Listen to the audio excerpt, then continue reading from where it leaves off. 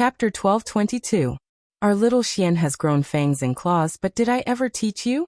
In front of an enemy you can't defeat, it's best to remain docile. Cole strangled Qixuan's neck with a sinister smile. Qixian did not resist and just allowed him to strangle him. He even looked at Cole with an extremely provocative gaze. Cole released Qixian a second before he breathed his last. You are certain that I won't kill you, so you want to use this against me? Qixian sat on the ground, panting heavily. After a long while he finally lifted his eyes. He was clearly the pathetic one, but he was smiling victoriously. I wasn't sure at first, but now I'm sure. You can't kill me. Qixian said. I know that the reason you are holding me in your hands is not to save your life. You want to use my blood to taint my mother's soul, and turn her into someone like you.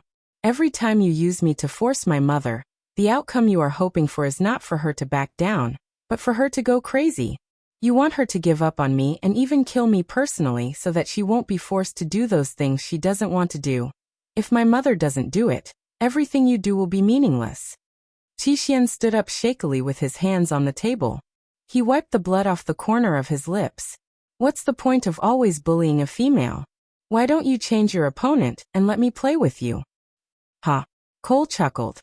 He narrowed his eyes and said, Little Xian, do you think that death is the most painful thing in this world? TSK. How did I raise such a naive child? Qixian also chuckled and replied, Indeed, you have many ways to torture people. But I am different from my mother. My mother cares about too many people. That's why she is full of loopholes for you to exploit. As for me, other than my mother, I don't care about anyone, including myself, and you don't have the ability to harm my mother. So in front of you, I have no weaknesses. This time, I have disrupted your plan to disgust my mother. Consider it a declaration of war. In the future, there will be frequent disruptions like this. I am just informing you in advance. After all, I am indebted to you for taking care of me for so long. All right, let's wait and see. With that, Cole turned to leave. Wait. Qixian called out. He casually threw the beast's skin bag at the side in a parabola to Cole. Take your trash away. Cole did not reject her. He weighed the beast's skin bag with Maya in it and smiled helplessly. Little Xian, you can't beat me. Do you know why? Qixian did not reply. He only saw Cole raise his hand high up and throw the beast's skin bag heavily onto the ground. A sorrowful wail accompanied by the thick stench of blood spread out. Cole smiled contemptuously as he wiped the blood stains on his fingers. He looked up at Qixian and said, Because you are not ruthless enough and you are not ruthless enough. You can obviously get rid of the obstacles directly, so why bring them back? With that, Cole patted Qixuan's shoulder lightly and said, But, you are after all a little brat that I taught myself. Let me see how sharp your fangs and claws are. Don't make me feel too bored, okay? Aha. With that, Cole walked out without looking back. Chapter 1223. Was he not ruthless enough? Compared to Cole, who could throw a pregnant female to death without batting an eyelid, he was indeed too soft-hearted. To fight against Cole, kindness was the most important thing. But that mother of his, she could not do anything insane. Let me do the dirty work, mother. You just don't cry so miserably again.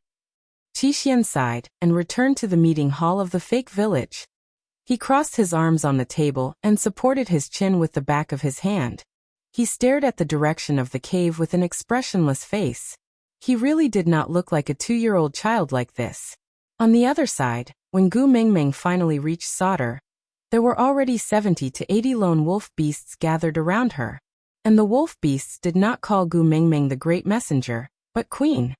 Gu Mingming did not mind this, because the people of the Snake King Valley also did not call her the Great Messenger, but called her Saintess.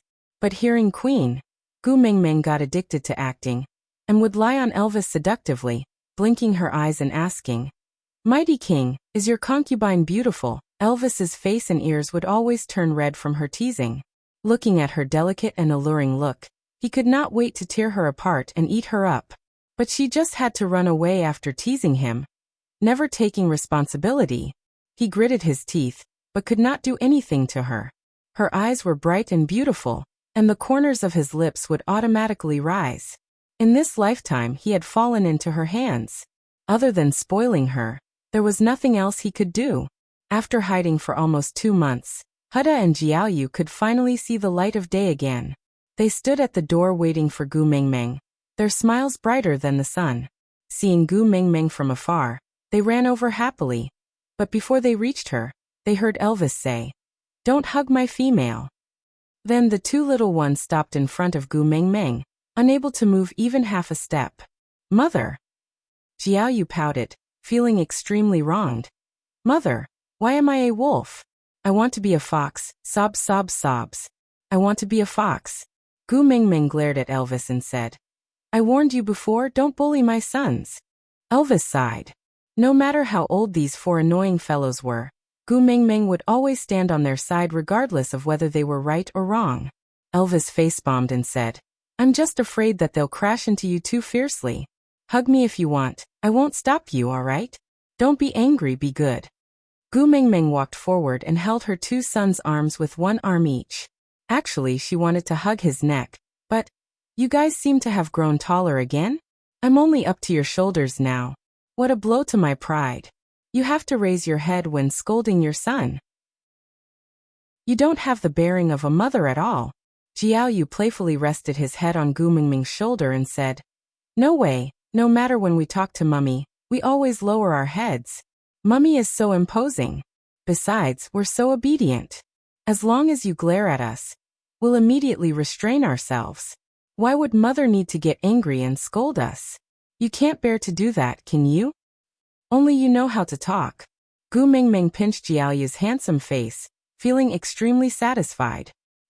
A son with a sweet mouth is really lovable. Gu Mingming smiled until her eyes squinted. She hugged her 2 sons on each side and entered solder. Chapter 12:24. You said Qi sent a message for the 2 of you to hide? Gu Mingming sat in the meeting room and asked. Huda nodded.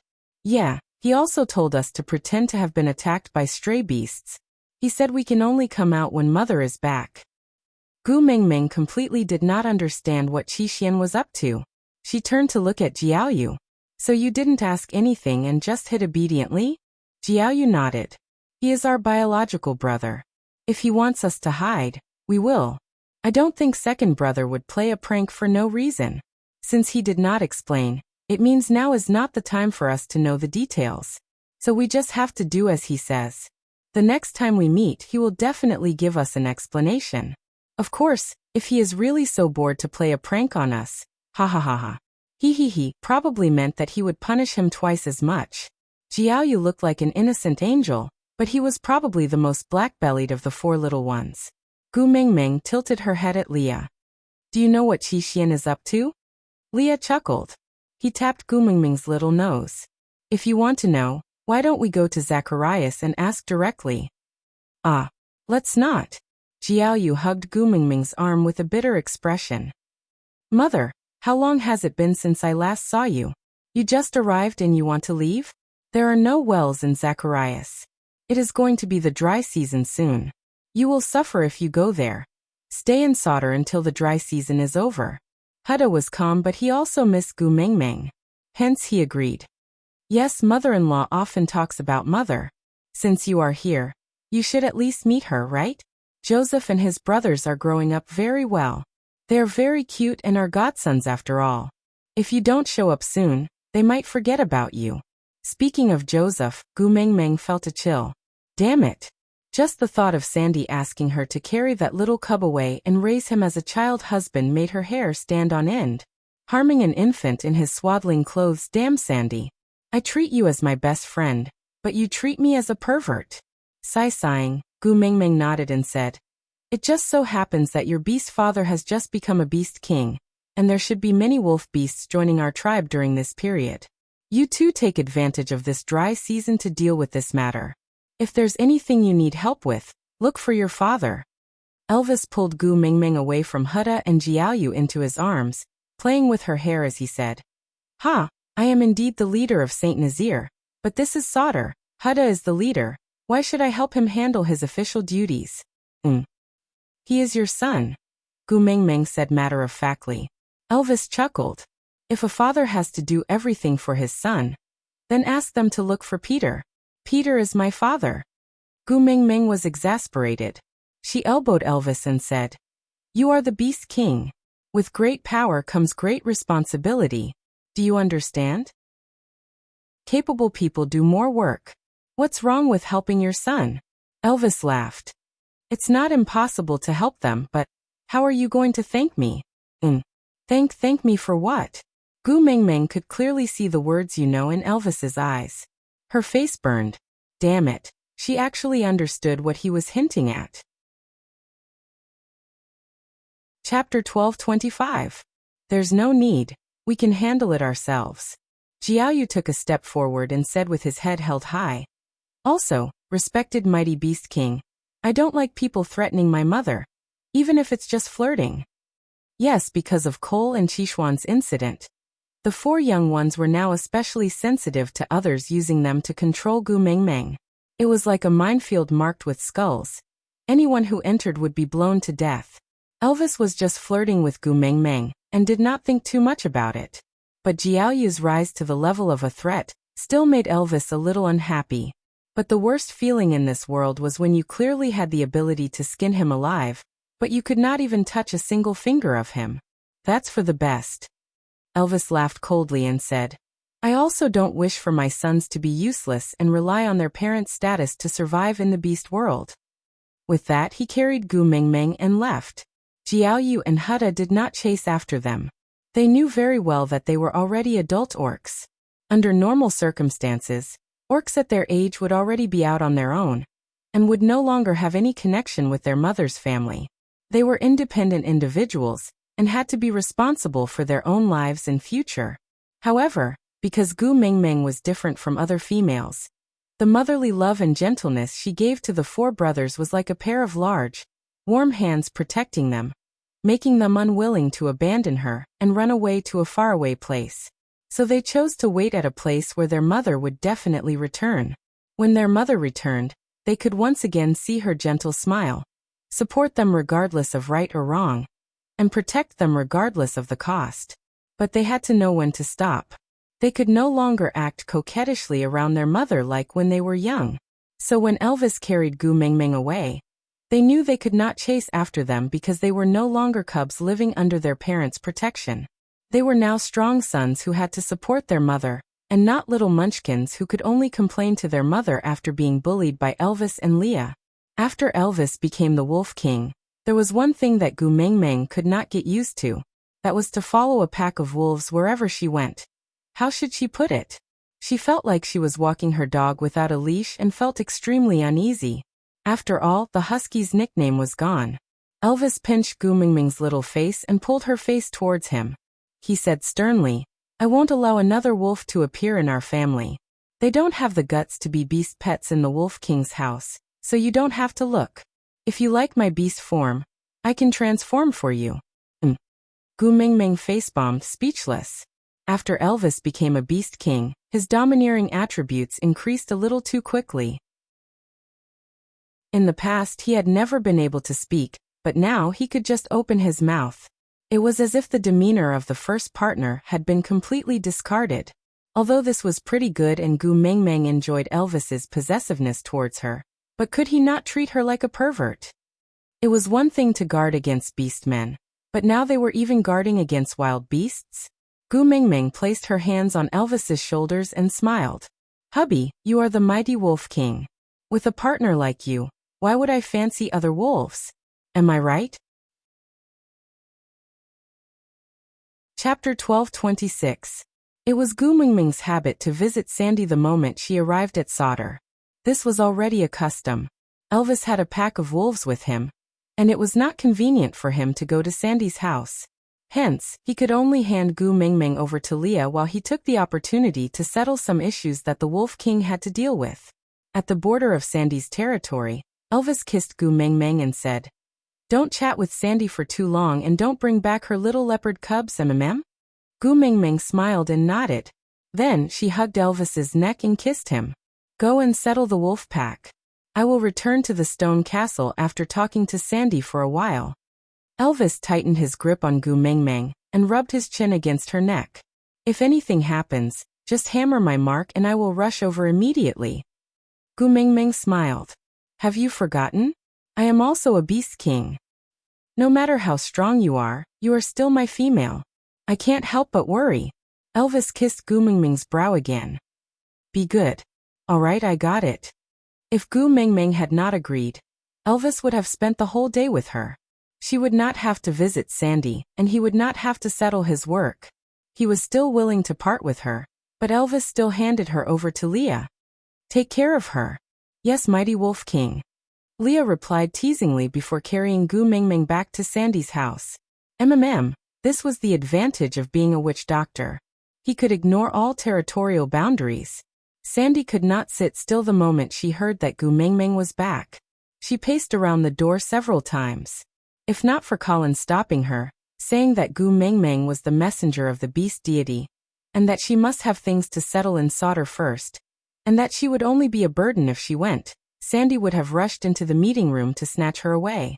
Now that she saw Gu Mingming, she could no longer hold back her smile. It was as radiant and warm as the spring breeze in March. Gu Mingming jumped down from Lee's arms and hugged Sandy.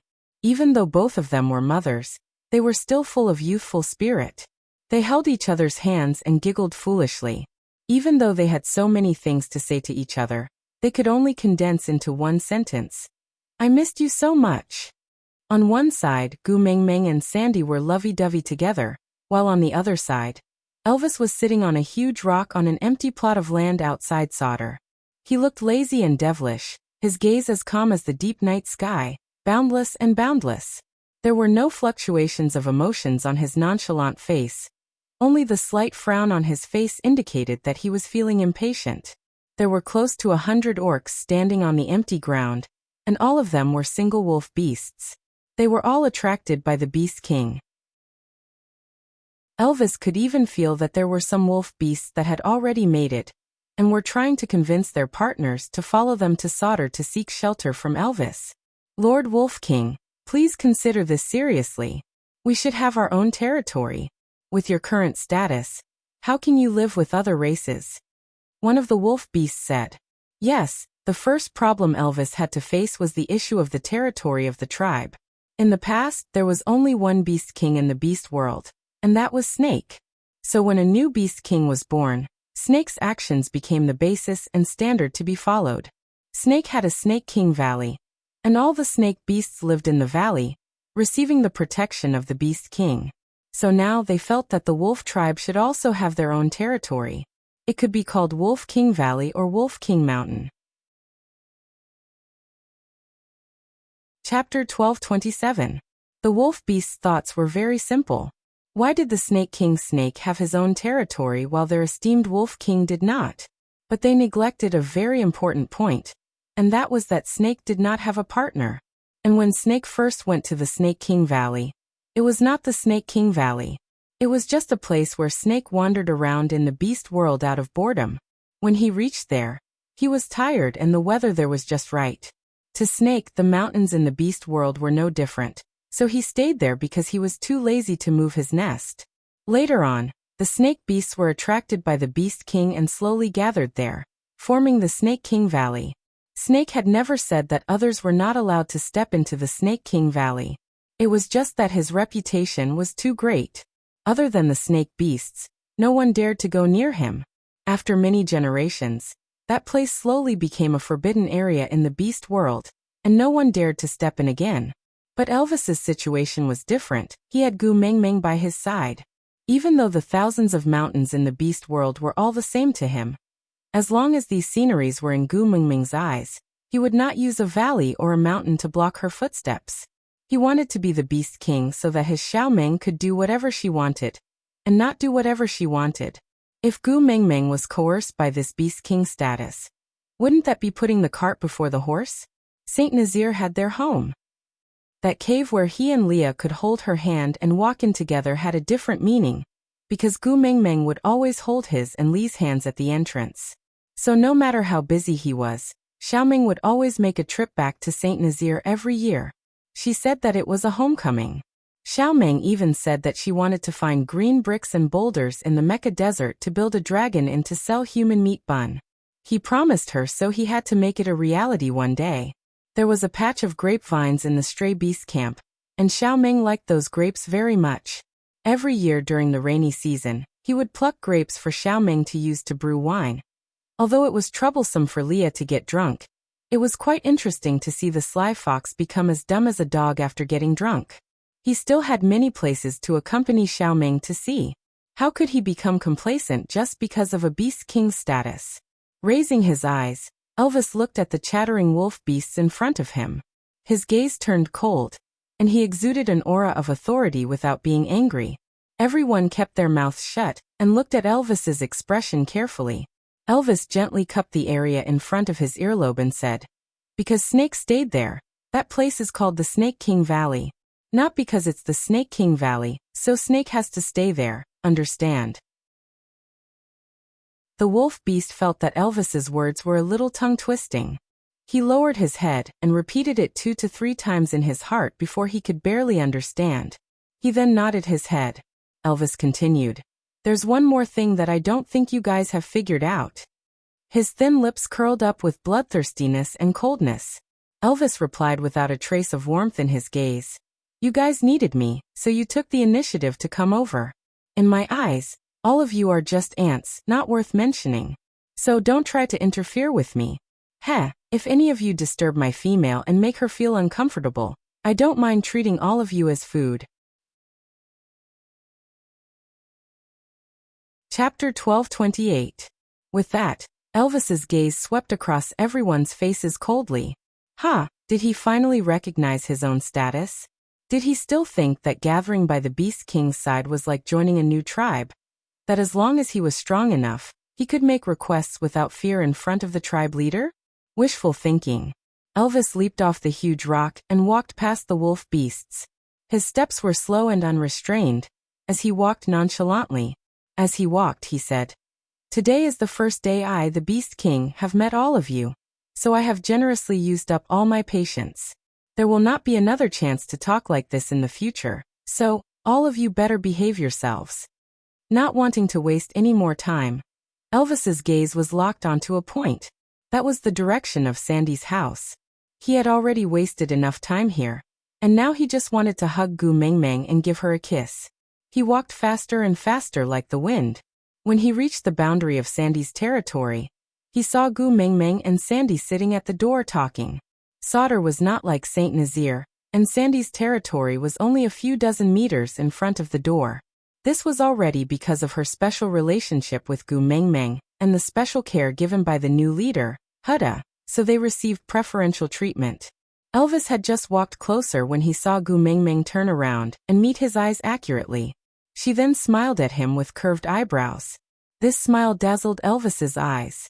His previous devilish aura disappeared completely in an instant, and the corners of his lips curled up together with her smile. It was warm and radiant, completely unlike the Beast King who killed decisively just a moment ago. "Sandy, can I call Elvis over?" Gu Mengmeng held Sandy's little hand and asked. Sandy scrunched her nose and said, "Do you still have to treat me like an outsider? Since when did your family come to my place and not enter whenever they want?" Gu Mengmeng smiled sweetly and said, "We might be familiar, but we still have to show the necessary respect." Sandy pouted and pinched Gu Mengmeng's waist. Pretentious.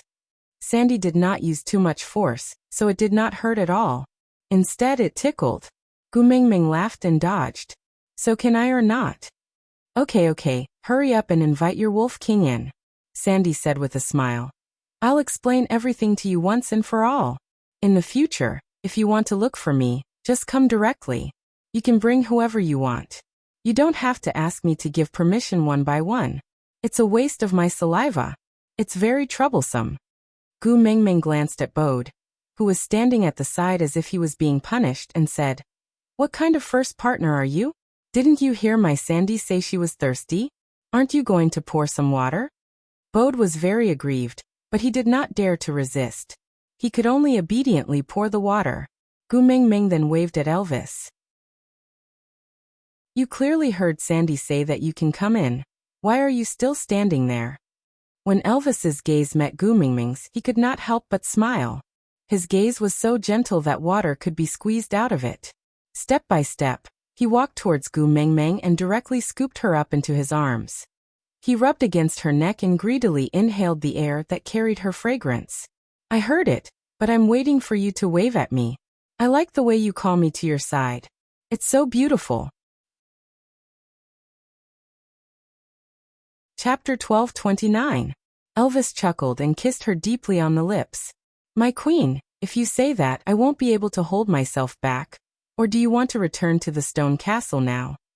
Gu Mengmeng pushed Elvis lightly and said, It's only afternoon. I want to stay here and have dinner with Sandy today. What about me? Elvis's face was full of resentment. Gu Mengmeng replied, Of course you are staying to eat with us. Oriton and Colin have already gone hunting. With their strength, are you still afraid that there won't be enough prey to eat? But I want to eat you more. Elvis rubbed his face against her neck, full of affection. Gu Mengmeng blushed. TSK Sandy is here. Heh, she's the one who helped us take care of Hutta and his brothers. Do you think she would think that nothing happened between us? Gu Mengmeng blushed even more. Knowing was one thing, but seeing was another, alright? Just like the three little leopards playing not far away. Their parents were standing in front of Gu Mengmeng, but she did not want to know the entire process of them giving birth to the leopards. That would be really awkward. If you talk nonsense again, I won't keep you for dinner. You can go home and eat by yourself. Elvis knew that Gu Mengmeng would really get angry if he continued teasing her. He had already seen her shy look, which she had not seen for a long time, so he stopped while he was ahead. He pinched Gu Mengmeng's little nose and said, All right, I won't say anything. Stop struggling and sit in my arms. The floor is cold. Gu Mengmeng saw that Elvis had stopped teasing her, so she took a step back and stopped struggling. After all, she liked Elvis's embrace very much. Leaning in his embrace made her feel very secure and comfortable. Perhaps it was because she was used to him hugging her, but when he wasn't around, she felt a little lost and uneasy. Now that his body heat surrounded her again, she felt very comfortable. Sandy covered her mouth and smiled. She hoped more than anyone else to see Gu Mengmeng, Elvis and Leah loving each other. As long as Gu Mengmeng could be happy, she would also feel very happy. Pulling Gu Mengmeng's little hand, he said, Gu Mengmeng, I have something to discuss with you. Gu Mengmeng glanced sideways. What's the matter? Is there a need to use the word discuss? Usually Sandy would directly say, Gu Mengmeng, I want to do this and that. Just like when she decided to stay in Sauter and not return to St. Nazaire with her, she did not use the word discuss. Sandy looked at Elvis, then at Bode, who had just passed her a cup of water. I want to choose a few partners from the wolf tribe. Gu Mengmeng was taken aback, then instinctively looked at Bode. Bode pursed his lips and did not speak. Gu Mengmeng smiled awkwardly and said, This matter? You have to discuss it with your males? How can you discuss it with me? Sandy could not help but chuckle as he shook his head. You're still the same. You know a lot of things that others can't even figure out, but you're still confused about the common knowledge in the beast world.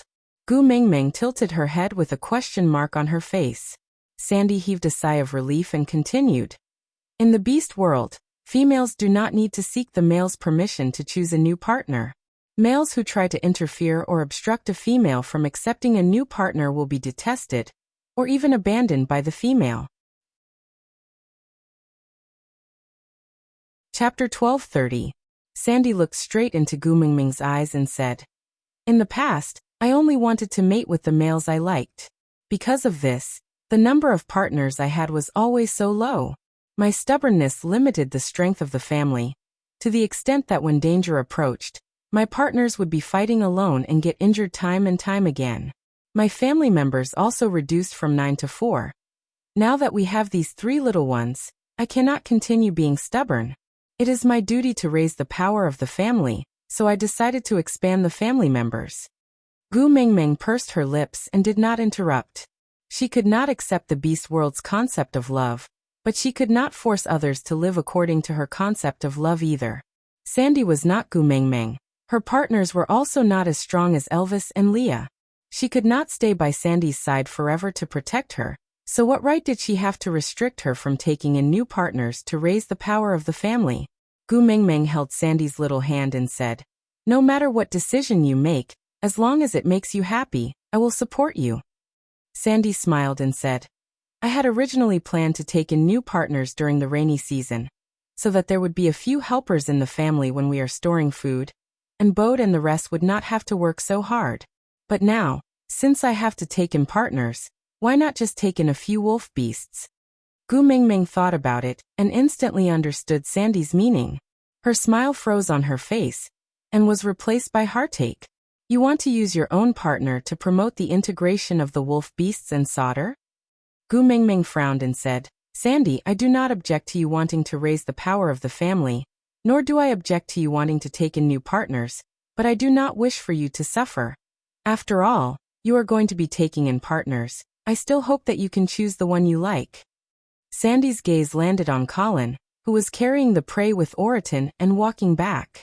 Her gaze was as gentle as water and she said, "Haven't I already kept the one I really like by my side? Choosing again depends on their power. The wolf beasts are an outsider tribe. If they were to rush in all at once, there would definitely be friction with the snowfox tribe. In addition to the 16 tribes that submitted last year, the three powers would have to work together. Hutta is really not easy to be the leader. The snowfox tribe's network is very complicated, and it is not something I can interfere with. Because of Oakley, the 16 tribes have always kept a distance from us. It's too difficult to subdue them." Sighing, Sandy smiled at Gu Mingming. "The wolf tribe is different. Elvis is the wolf king, while Hutta and Jiaoyu are the young masters of the wolf tribe. It's just that the two of them are still not strong enough. It's still fine when Elvis is around, but you and Elvis will not stay in solder forever. Once you leave, I'm worried that Hutta and Jiaoyu, these two level 1 brats, won't be able to control this pack of wolf beasts. Then the situation will become even more chaotic." For the past year, Sandy had tried her best to take care of Hutta and Jiaoyu. She had almost given Colin to the two rascals, afraid that they would suffer outside. She was really more worried than her biological mother. The little female, who was originally innocent and carefree, gradually learned to analyze the pros and cons of the situation. Too many things had happened this year. Unknowingly, Sandy had grown up. Chapter 1231. Only after scabs and scars were formed did the true meaning of time settle down. This kind of growth was irreversible. Just like how Snake's death made Gu Mingming age 1,000 years overnight, Elvis and Leah used 2 years to gradually pull her out of that kind of growth. The two of them had spoiled her so much that she was like a child again, but only she knew that there were some things that she couldn't go back to.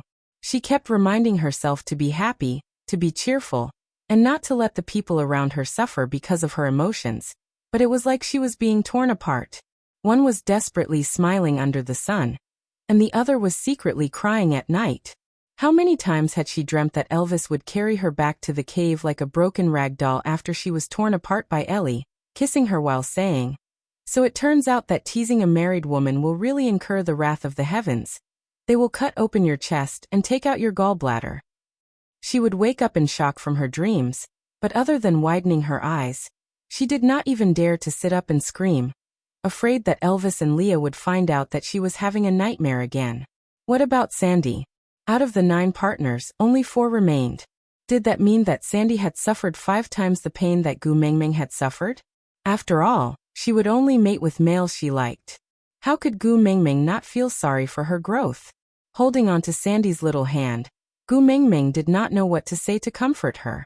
Only after experiencing the same thing did he know how useless those words that could easily be said to comfort others were. If the knife didn't stab itself, anyone could say, "How painful can it be? Just bear with it and it will be over." Sandy replied with a smile, "Don't worry, I'm fine now." Gu Mingming jumped out of Elvis's arms and hugged Sandy. "Yeah, I believe you." Sandy hugged Gu Mingming back and heaved a deep sigh, as if all the grievances she had been suppressing in her heart for a long time had been released. He then sat up straight and continued, "My current idea is to choose a few strong people from the wolf beasts. It would be best if they could break through the 3rd level and enter the 4th level after mating. This way, after all of you leave after the dry season, Hutta and Jiaoyu will have their own people to use. At that time, with their identities and my partner's strength, I believe that no one in the wolf clan will dare to have second thoughts. Gu Mingming chuckled and said, You said you want to increase the power of your family, but you are actually trying to form a marriage alliance with the wolf clan, right? Sandy smiled lightly and said, The marriage is true, but it is also true that he wants to increase the family's strength. I'm taking the initiative to discuss this with you because I'm afraid you'll overthink things. Gu Mingming pinched Sandy and said, I am already imagining things. Sandy shook his head and said, Don't think too much. Gu Mingming said, Elvis is the Wolf King and he is my partner. To the wolf tribe, this is already the most beneficial marriage. You really don't have to suffer. Sandy smiled and said, But you won't be staying in Sauter forever, so I, who has a close relationship with the Wolf King's family, am the most suitable candidate for marriage? Anyway, I was going to choose a new partner anyway. Because of your relationship with Elvis, my range of choices as a half-orc female has become much wider. In other words, I am the one who has the upper hand. Why do you look like I'm the one who suffered a loss?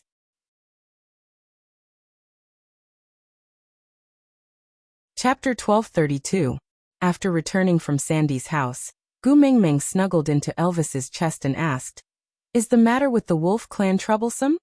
Elvis shook his head. The wolf tribe has nothing to settle. I'm the Wolf King, they don't dare to disobey me. So, I'm just going to tell them my rules unilaterally. It's not difficult at all. Strength reigns supreme, simple and violent.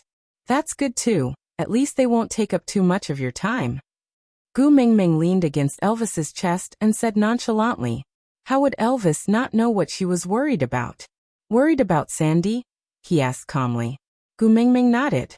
Elvis said, No matter which wolf beast Sandy mates with, as long as I am alive, no one will dare to bully her. So you don't have to worry. Gu Mingming pouted and said, But what if the other party's character is not good? What if he's a scumbag? What if he has ulterior motives for approaching Sandy? Elvis had heard many modern stories from Gu Mingming, so he had a certain understanding of the term scumbag. Chuckling, he rubbed Gu Mingming's little head and said, Don't you know what happens to males in the beast world once they mate? Gu Mingming was taken aback and Xianji smiled. Yes, what was she worried about? Once a male in the beast world mated, it was equivalent to completely abandoning his ego and getting closer to the way the female liked him. Elvis and Leah were the same, Bode and Colin were the same, even Nina's eagle beast partner Quentin was the same. Scumbag. There was no such thing. With that thought, Gu Mingming felt much better. Objectively speaking, Sandy's thinking was mature and rational. She had no reason to stop her. But as her best friend, Gu Mingming felt that it was necessary to check on her. So she wrapped her arms around Elvis's neck and asked, Didn't you meet them this afternoon? Are there any better ones who are honest, loyal, and powerful? It's best if they're good-looking, understanding, gentle, and considerate. Elvis smiled helplessly and said, In front of me. Do you think they have the chance to display those qualities you mentioned just now? Gu Mingming was suddenly speechless. That's right. Which male would display his understanding, gentleness and consideration in front of Elvis? That scene was too beautiful. She would probably be smacked to death by Elvis. Gu Mingming was a little conflicted. Should she go to the Wolf Clan to find out more? However, her identity did not seem to be suitable. If she appeared, what if the males mistakenly thought that she was looking for a new partner? After all, the act of taking the initiative to appear at a gathering place full of single males was enough to hint to the males in the beast world. She did not want to attract any more lousy men. If a male really stuck to her because of a misunderstanding, Elvis might really kill him. Leah pinched Gu Mingming's little hand and said, Our Elvis's promotion to Wolf King is such a big thing. Aren't we going to hold a campfire party to celebrate? Gu Mingming's eyes brightened. That's right. A bonfire party. Usually the bonfire party was a blind date in disguise, so she could openly help Sandy pick out these males.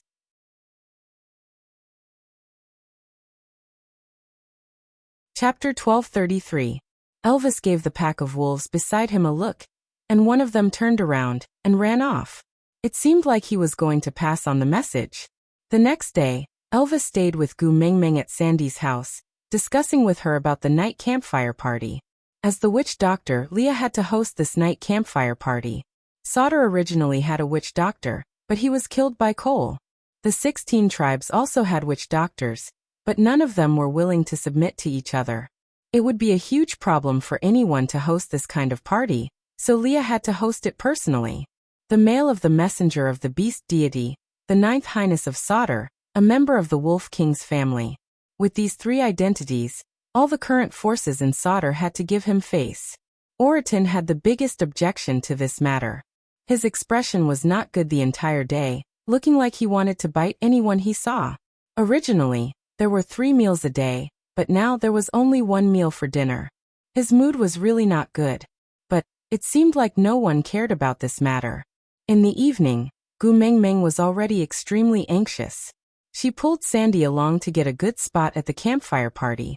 But she was the messenger of the beast deity. Her campfire was always the center of the scene. How could there be a better spot? As for Sandy, although she was a half-orc, because of Gu Mengmeng, her campfire was always right next to Gu Mengmeng. There was no need to occupy these 2 spots. No one would dare to snatch them. But Sandy did not stop Gu Mengmeng. After all, ever since Snake died, Gu Mengmeng had rarely been this excited. It was the same the last time she gave birth. The people in the tribe were all talking about Li's joke. If they were not sure that Gu Mengmeng was a female, they would have thought that she was giving birth to her child. It was the same this time. She was the one choosing her partner. But she was even more concerned and nervous than herself. She even started biting her nails at the parts that she was nervous about just now. But it was this rash Gu Mengmeng who was so reliable at crucial times. She saved her from danger time and time again. It was as if no matter what happened, as long as she was around, Sandy would feel at ease. When the 2 of them appeared at the campfire party together, it caused quite a commotion. After all, it was the first time the 16 tribes and the Wolf tribe had attended a campfire party with Gu Mengmeng present. Especially after Elvis leveled up. Their family's influence in the beast world was even more so not to be underestimated. The messenger of the beast deity was amazing. Her first partner was a beast king. Her suitor was a beast king, and she herself was a beast king. There were only 3 beast kings in the entire beast world, and she had gathered all of them. It was just that no one dared to say these words in front of her. The bonfire on Gu Mengmeng's left was Sandy's, while on her right was Ray, who was carrying a tiny snow fox in her arms. It was a young female that had just been born last winter. She was not even half a year old, and had yet to transform. However, her parents were both perfect orcs, so there was a high chance that the little fellow was a perfect female. Sauter only had 1 young female so naturally. She was more valuable than Philly and Lacey, who had given birth to 2 litters of males. Mothers were more valuable because of their daughters. So according to the beauty contest rules announced by Gu Mengmeng at St. Nazaire at the end of winter this year, Ray had become the first beauty of Sauter and naturally had the right to sit beside Gu Mengmeng.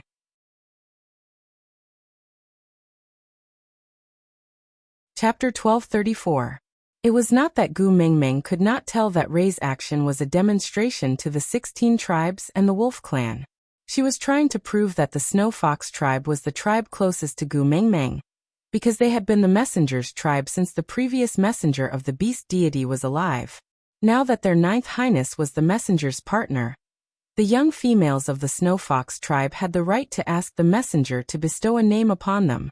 This was the reason why Gu Mengmeng firmly rejected Oakley when he asked her if she wanted to unify the beast world. Once you were in a high position, you would never be able to break away from disputes. All the scheming would revolve around you, and there was no way to avoid it.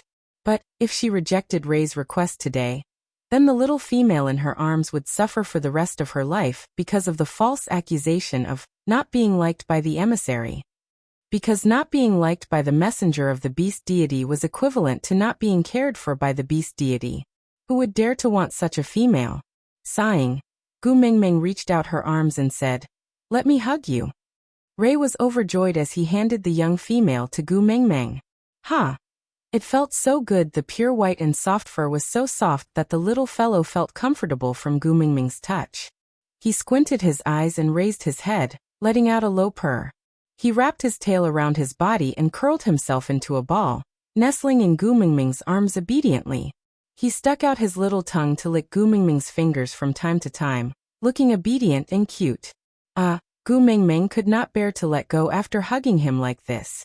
After all, her sons were all grown up.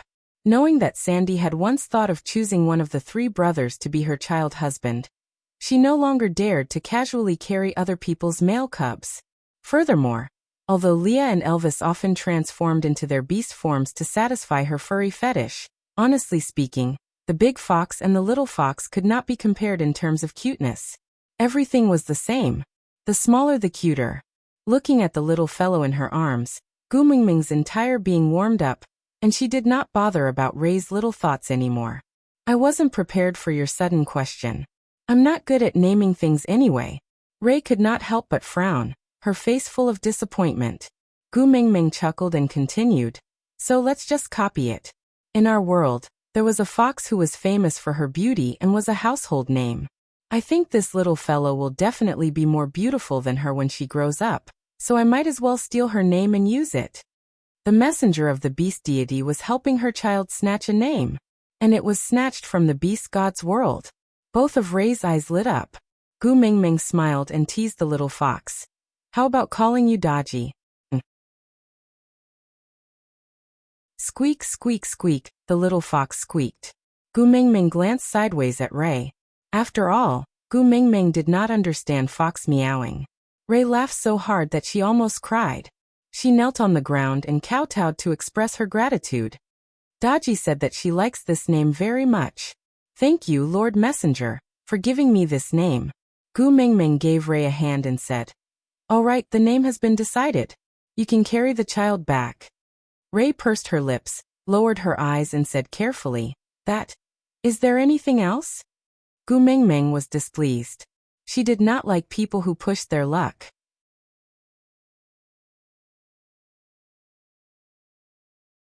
Chapter 1235. Damn. She was eyeing her son, wasn't she? Gu Mingming's eyes widened, feeling incredulous. In fact, her son was only 2 years old this year. He was born 2 years earlier than this lass, so their ages were compatible. But the problem was that her son was already a first-level orc and looked like 2 high school students, while the one in her arms should still be biting on a pacifier and wearing a diaper. She could not accept it. But the ratio of males and females in the beast world was so different. It was not a bad idea to raise a child bride. Gu Mingming hesitated. She wanted to agree but was afraid that Huda and his brothers would not like arranged marriages. Ray did not know what Gu Mingming meant by not saying anything and could only continue. If the great messenger doesn't mind, you can hand Dodgy over to leader Huda to raise. The 2 of them will develop a relationship from young, and will definitely get along well in the future.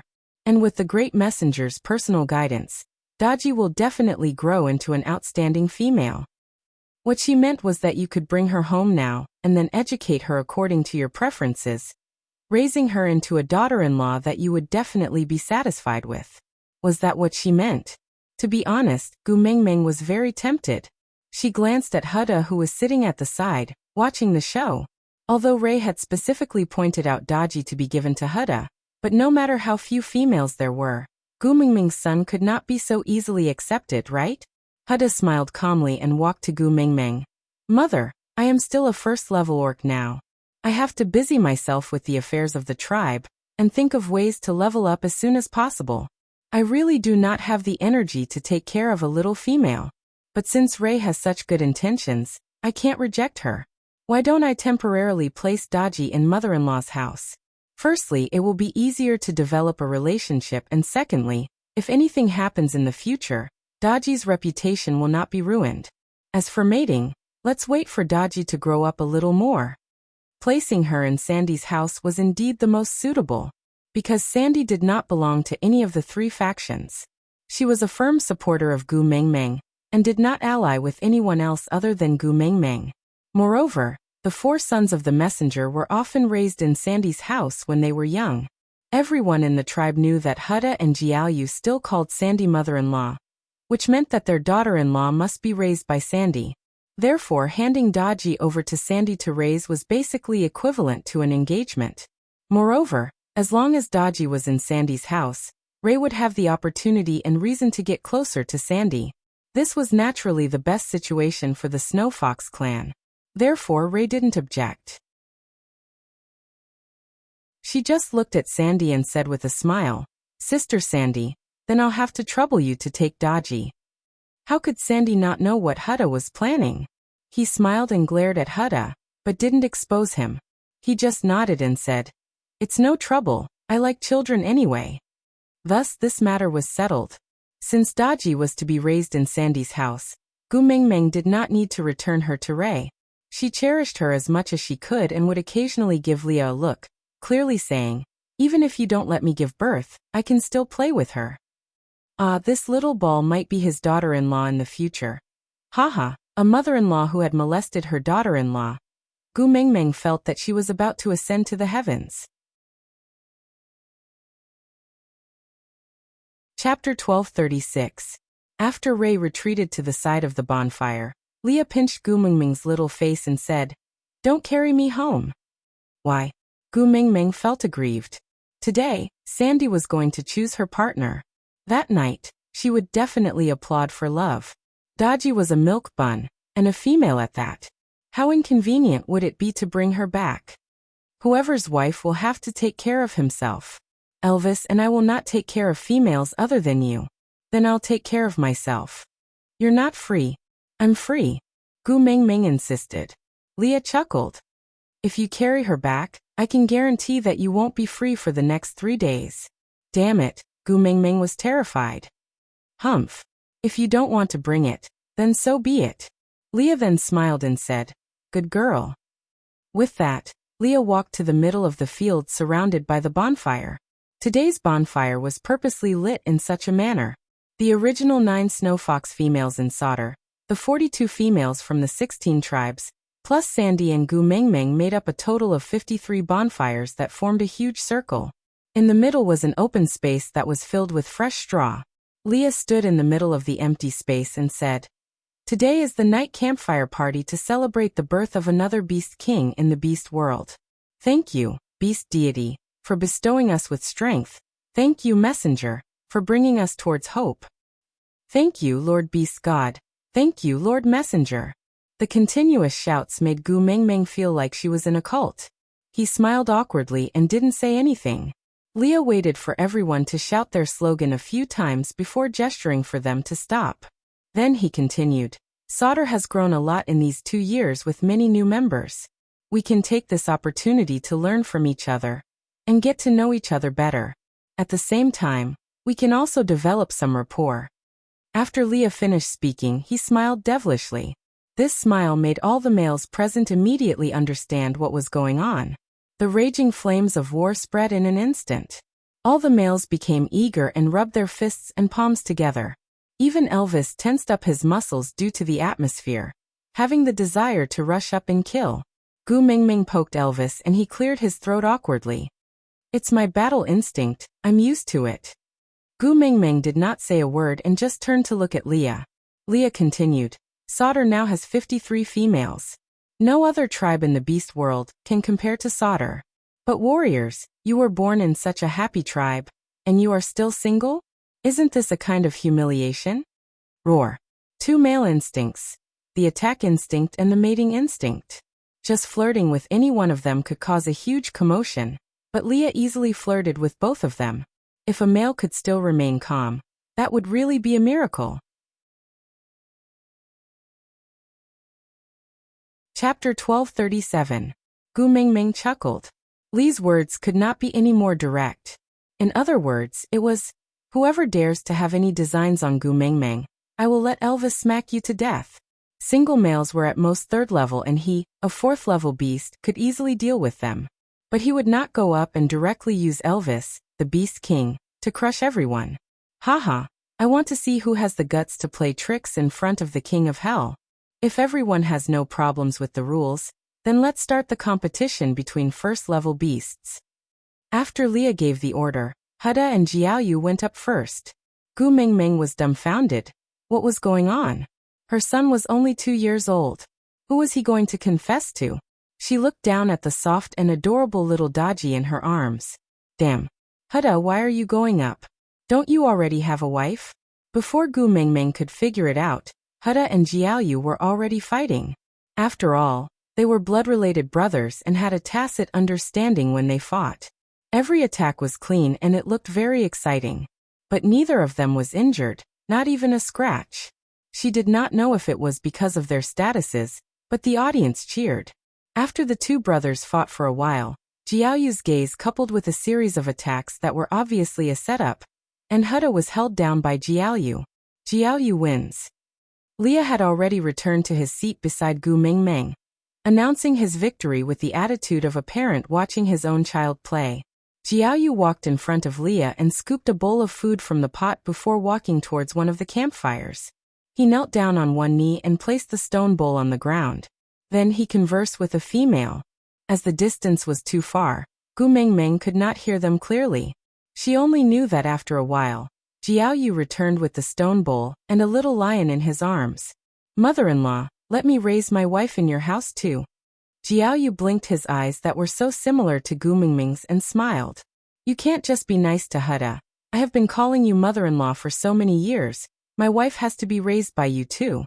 Gu Mingming smiled. Gu Mingming was dumbfounded. Wasn't her son too mature? Sandy sighed and said, All right, since you've asked, how can I refuse? Jiaoyu sniggered and said, I knew that mother-in-law dotes on me the most. With that, Jiaoyu sat beside Gu Mingming and placed the little lion on her lap. Mum, my wife doesn't have a name either. Give her one. Ha!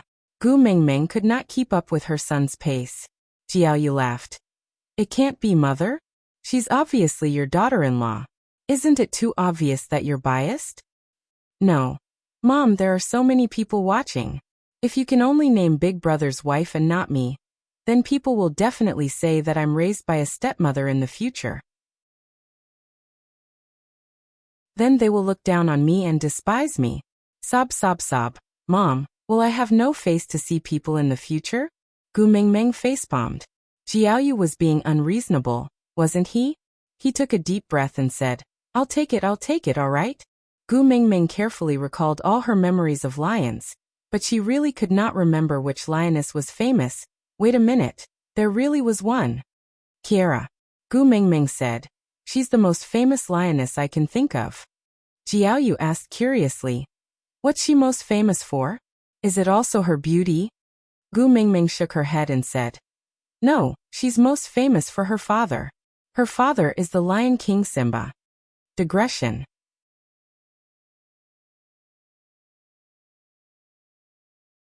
Chapter 1238. Haha, good. You're like me, a second generation who can depend on your father, right? Jiaoyu poked Kiera with a smile. Hey, little wife, remember your name is Kiera. I will call you Xiaoya in the future. Do you hear me? Oh, Kiera cried out in a childish voice. No one knew what she was trying to express, but it was rather cute. Gu Mingming lowered her head to look at the two daughters-in-law in her arms. Damn, it felt like she was hugging a kitten and a puppy. Damn, it was supposed to be Sandy's choice of partner. Why did it suddenly become her choice of daughters-in-law? All right, Mum, you can play with these two daughters-in-law first. If it's not enough, ask second brother and Kamwu to find another two for you. With that, she patted her butt. Let Daddy Leah accompany you. I will host this sparring session. With that, Jiaoyu walked to the arena and took over Li's job, starting to host the sparring session. With Huda and Jiaoyu throwing out a brick to attract Jade, the first-level orcs who were initially too shy to go on stage became much more lively. But basically no one dared to confess. Because everyone was very clear that today's sparring session was to display their strength to the other two tribes. After tonight, the leadership of Sauter would be decided. Even if the females would really accept new partners, they would definitely not be these first-level orcs. But none of the three forces were willing to lose, so even if it was just a first-level orc sparring session, it was still very exciting. By the time Gu Mingming regained her senses from the fact that she suddenly had two daughters-in-law, It was already the second-level orc sparring session.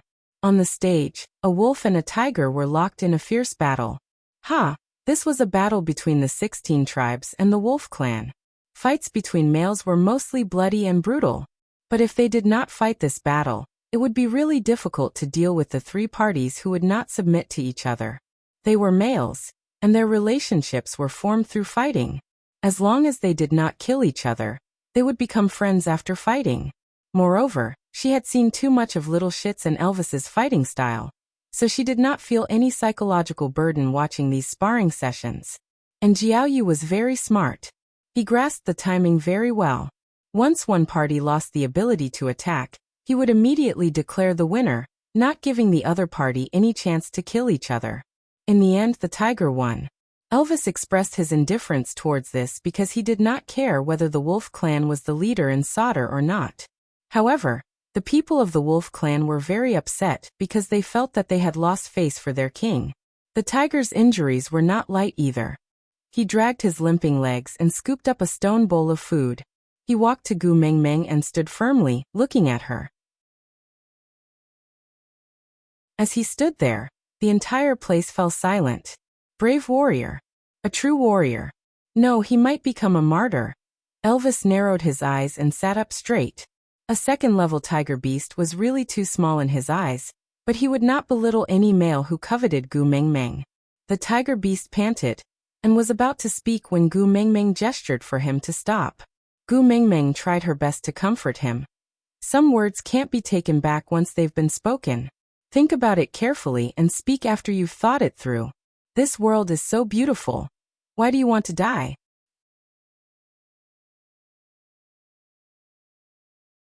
Chapter 1239.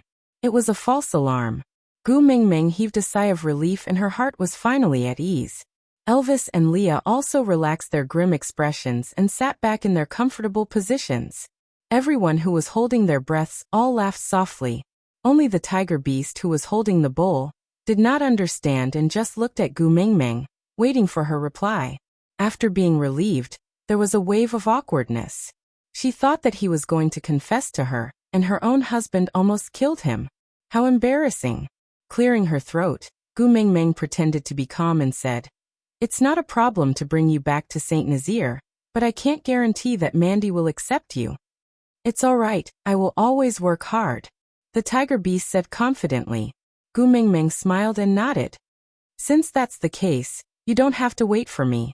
You can head straight to St. Nazaire tomorrow morning. When you reach there, look for Barit and tell him that I asked you to go." With that, Gu Mengmeng took out a piece of snake scale and threw it to the tiger beast saying, "This is a keepsake. Barit recognizes it. With this, he won't make things difficult for you." That piece of snake scale was given to Gu Mengmeng by Ellie previously.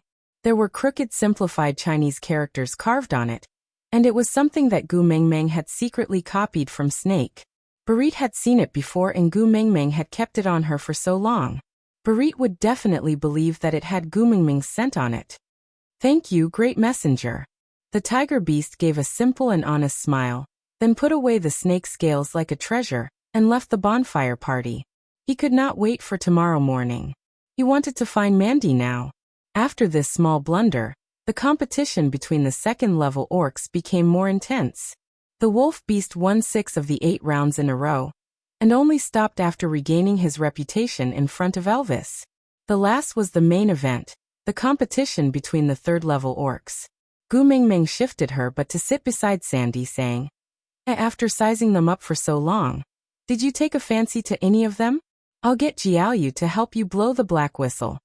Sandy was amused by Gu Mengmeng's teasing and said, "Do you still think that this competition is really to strengthen our relationship? All 3 parties were competing with each other.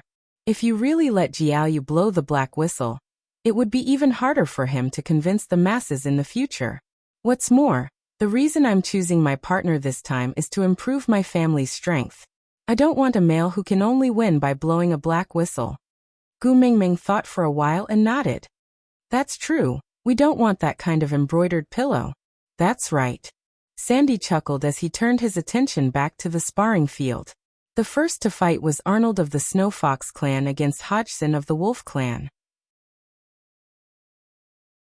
Gu Mingming knew this Arnold.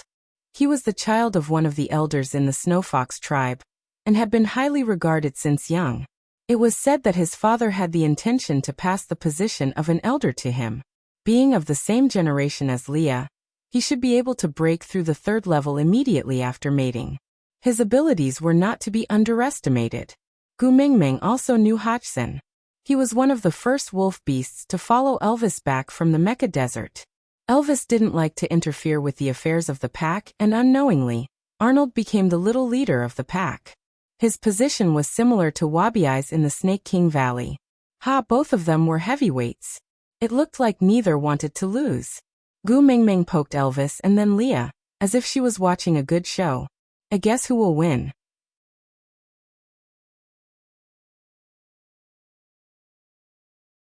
Chapter 1240. Lee's words were directed at Gu Mingming, but his eyes were looking at Elvis, obviously having a playful intention. Elvis said coldly, "No. I won't use Xiao Ming as a wager." Leah clicked his tongue and said, "Boring." With that, he wagged his tail and leaned into Gu Mingming's arms, asking, "Mingming, who do you think will win?" Gu Mingming said nervously, "I don't know, both sides are the cream of the crop. It's hard to tell who will win." Leah chuckled and said, "Then who do you hope to win?" This was the first battle between the third-level orcs. The outcome would determine the future direction of Sauter. Gu Mingming face-bombed and looked at Leah with a headache, saying, "Why don't we stay in Sauter for a while?" All right. Leah and Elvis had never questioned Gu Mingming's decision, and just followed her orders.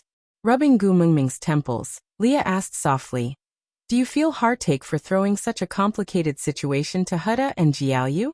Gu Mingming nodded. In her eyes, this situation was giving her a headache. How difficult would it be for the two children to move forward? To put it nicely, he was the leader, but he did not have any power of his own. He had to rely on Jiaoyu's identity as the messenger's son to act as a mediator. Luckily, Hutta and Jiaoyu were of the same mind, or else these two children would have been eaten alive. It was no wonder that Sandy felt heartache for using herself as a marriage alliance, just to help these two kids earn some bargaining chips.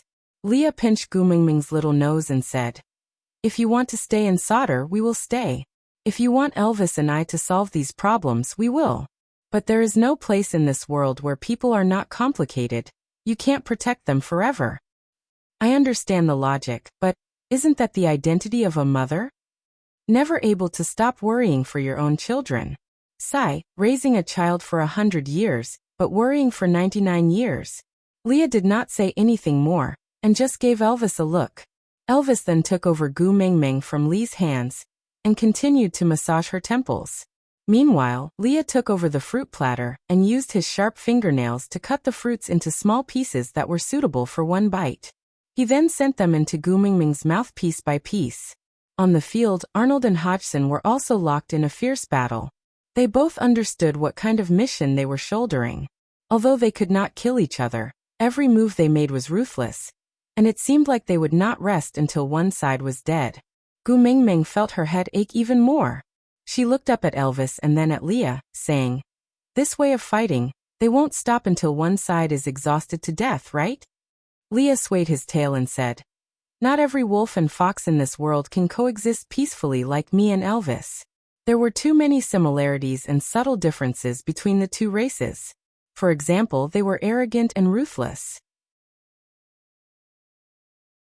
When these two races meet, it's inevitable that they will fight to the death." Gu Mingming sighed and said, "So was it a mistake to place the wolf tribe in Sauter? Would it be better to bring him to Zacharias or Saint Nazir?"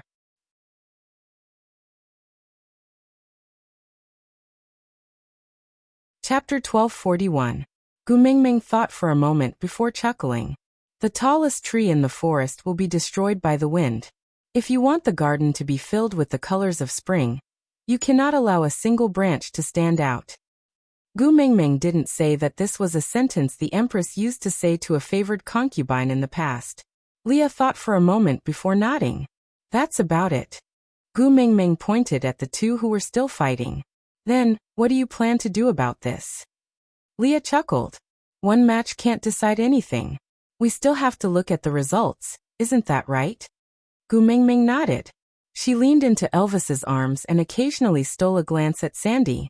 She realized that she was hugging the two little females and playing happily. Her mind was completely not on the match on the arena. She didn't care who won or lost. As long as the person she was going to mate with tonight was a powerful male from the wolf tribe. It didn't matter which one it was. Daji and Kiera still didn't understand the conflict between the races. They only knew that they were happy to have someone to play with. Hence, they played until their stomachs were up in the air. It was a stark contrast to the two males who were fighting. The wolf tribe won this match. Because no matter how cunning a fox was, it was still no match for a wolf in terms of raw power. This was an innate difference. Just based on combat skills, the wolf would definitely win. This was also why the combination of Elvis and Leah was always decided by Leah and executed by Elvis. Even if the two of them appeared on the battlefield at the same time, Elvis would be the leader, and Leah would be in charge of covering. Hodgson took a bowl of meat from Jiaoyu and brought it to Sandy. "Little female, are you willing to mate with me?" Sandy looked up and smiled at Hodgson. She didn't even request for Hodgson to accept the test of her current partner. Bode and Colin kept their heads down and remained silent. They took care of the children and brought food to Sandy as if they were not affected at all. But Gu Mingming was too familiar with them. She easily noticed the emptiness in their eyes. In this world, no male could remain indifferent when he knew his female was looking for a new partner. However, the female was God, and they did not have the right to say no. Gu Mingming thought to herself, if she was the one who wanted to marry a few new partners for the sake of the stability of the tribe, yeah, Elvis and Leah would not hesitate to raise Sauter to the ground, then smile and say to her, "All right, there's no more tribe, there's no need to maintain stability anymore." The competition continued. Because Hodgson's victory had greatly boosted the morale of the werewolves, they became more and more courageous. Even though the Snow Fox clan had lost the first battle, they were not discouraged. They immediately began to rearrange their troops and arranged corresponding troops, according to the order of the Wolf clan. However, there were too many variables when it came to improvising on the spot. Perhaps the Snow Fox clan's prior preparations had allowed them to gain an advantage or two. But the Wolf clan was not a fool. They would not remain passive all the time. Both sides racked their brains to think of ways to strangle the other, but this stubbornness gave the 16 tribes a huge opening. By the time the people of the Snow Fox clan and the Wolf clan had reacted, the 16 tribes had already gained an absolute advantage in the battle between the third-level orcs.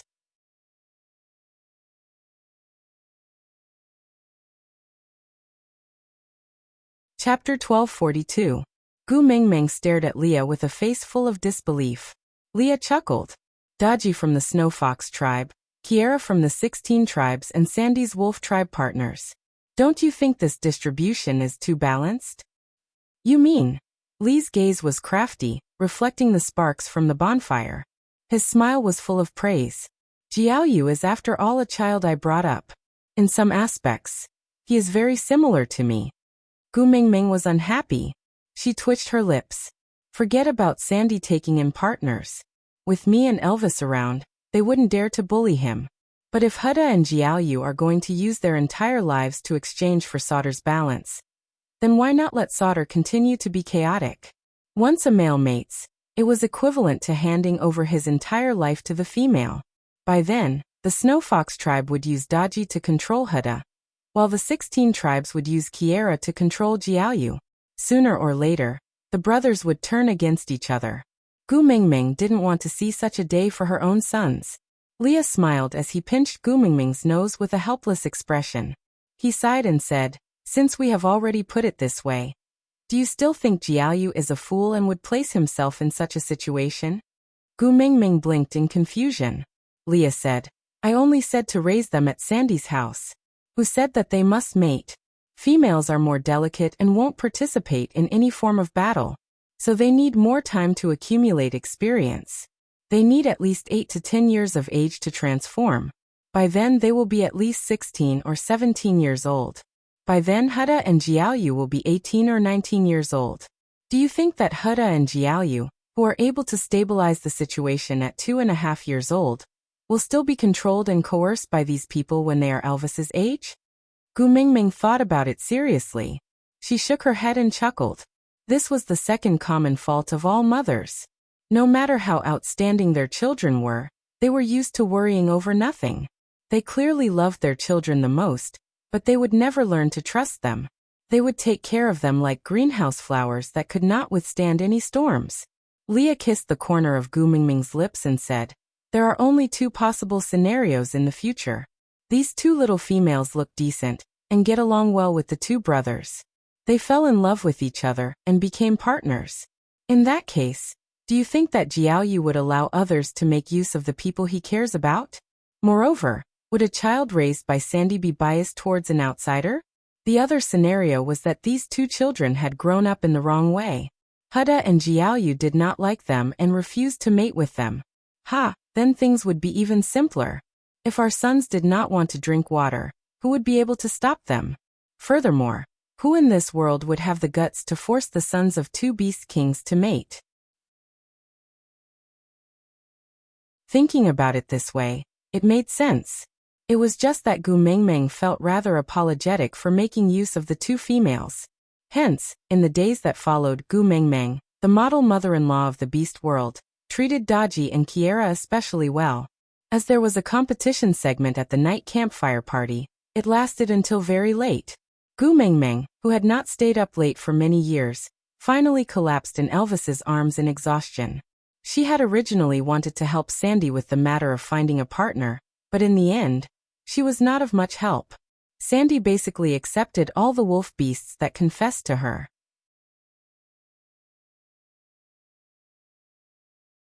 Chapter 1243. They both knew what the other party's motive was, and what the other party could provide for them. This kind of mating was more like an alliance. If the Wolf clan wished to replace the Snow Fox clan in Sauter, they first had to strengthen Huda and Jiaoyu's position. Although they were only first-level beasts, they had the bloodline of the Wolf King, and were on the same side as them. On one hand, mating with Sandy was to borrow Sandy's stomach to give birth to a little female wolf to mate with the Wolf King's son. On the other hand, it was because Huda and Jiaoyu both valued Sandy. Mating with her was the fastest way to express their sincerity to the two young masters. Regardless of which of the two reasons mentioned above, the 7 male wolves would treat Sandy very well. And in order to help Huda and Jiaoyu win over the Wolf clan, Sandy would definitely not mistreat Hodgson and the rest. Moreover, Sandy was a gentle person to begin with. Even if she did not have much feelings for her partner before she became his partner, once she became his partner, she would at least not abandon her partner like Nina or Ellie. This was originally the normal way of mating in the beast world. Gu Mingming, Elvis and Leah, who loved each other to death before mating, were the exceptions. Gu Mingming could feel that the winds in Sauter were changing unknowingly. But Leah was right, she had to learn to trust her own sons. Before the dry season ended, she, Elvis and Leah would stay in Sauter. So Huda and Jiaoyu had 3 to 4 months to rely on the messenger of the beast deity as their biological mother, and the Wolf King and Ninth Highness as their fathers to buffer the conflict between the three forces in Sauter. Of course, Huda had always been steady. Although he was only first level, he was very popular. Especially after his engagement with Daji, the Snow Fox clan spared no effort in cooperating with him. On the other hand, Jiaoyu's little tricks at the night campfire had allowed the 16 tribes to reap the spoils of the war.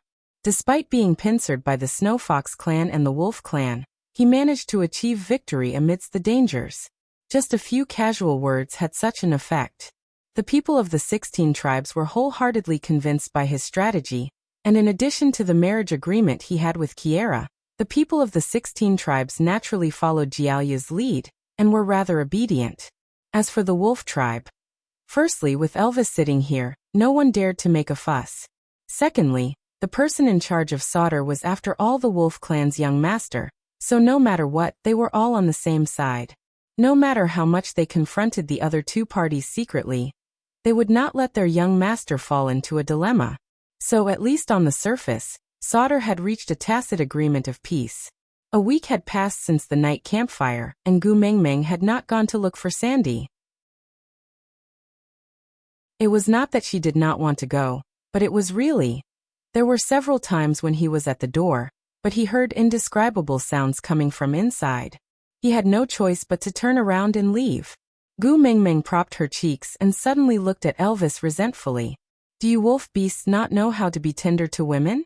It's been 7 days. Are you going to make Sandy die in bed? Elvis was baffled by her scolding. He rubbed his nose and smiled helplessly. Gu Mingming also knew that her outburst was unreasonable, so she sighed and said, Sorry, you didn't do anything wrong. I shouldn't have vented my anger on you and scolded randomly.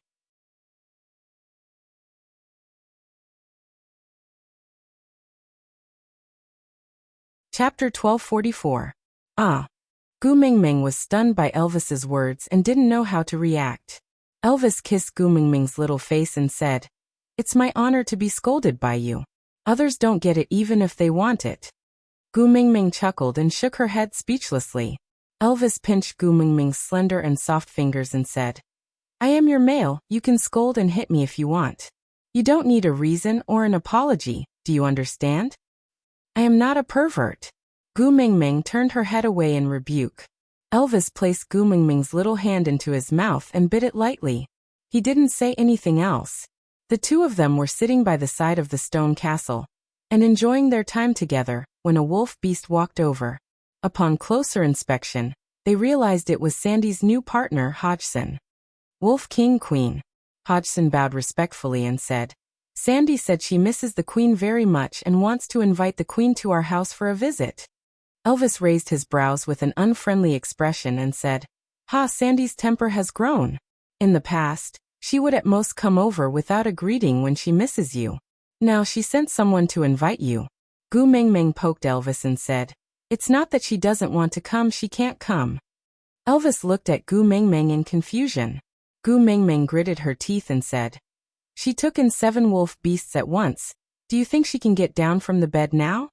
Elvis thought about how Gu Mingming would sleep for 2 to 3 days after he made love with her, unable to wake up at all. He understood, but was still very unhappy. Then you can't go over now. The air at her place is not good now.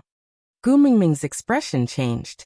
Gu Mingming pinched Elvis with a smile and said, Have you forgotten that I promised Sandy that every time she mates in the future, I will congratulate her and sing for her? In that case, Xiaomeng, how long has it been since you sang for me? Didn't you sing on the way back from the Mecca desert? Gu Mingming said. That doesn't count. Elvis had a nagging feeling that Gu Mingming did not sing that song for him. It felt weird, but he could not put his finger on it. Anyway, something was not right. Gu Mingming squirmed in his arms and said, I will sing for you when we are back. I am going to see Sandy now. Do you want to come with me? What else could Elvis say? How could he bear not to look at her? Carrying Gu Mingming, he stood up and headed straight for the stone castle where Sandy was staying. When he reached the stone castle, he saw Sandy nestled in Colin's arms, looking so weak that she was about to die. Bode was holding a stone bowl and feeding her carefully mouthful by mouthful, his eyes filled with heartache. The moment she looked up and saw Gu Mingming, a smile finally appeared on Sandy's face. Her eyes brightened, and she wanted to wave her hand to call Gu Mingming over, but realized that she could not even lift her arm.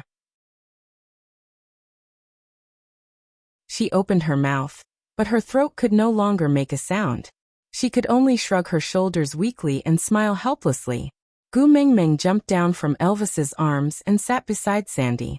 She then glanced at Bode, and he immediately passed the bowl in his hands to Gu Mingming. Gu Mingming took the stone bowl and said while feeding Sandy, The sun is just nice outside. Go get some thick beast skin and lay it at the door. I want to bask in the sun with Sandy.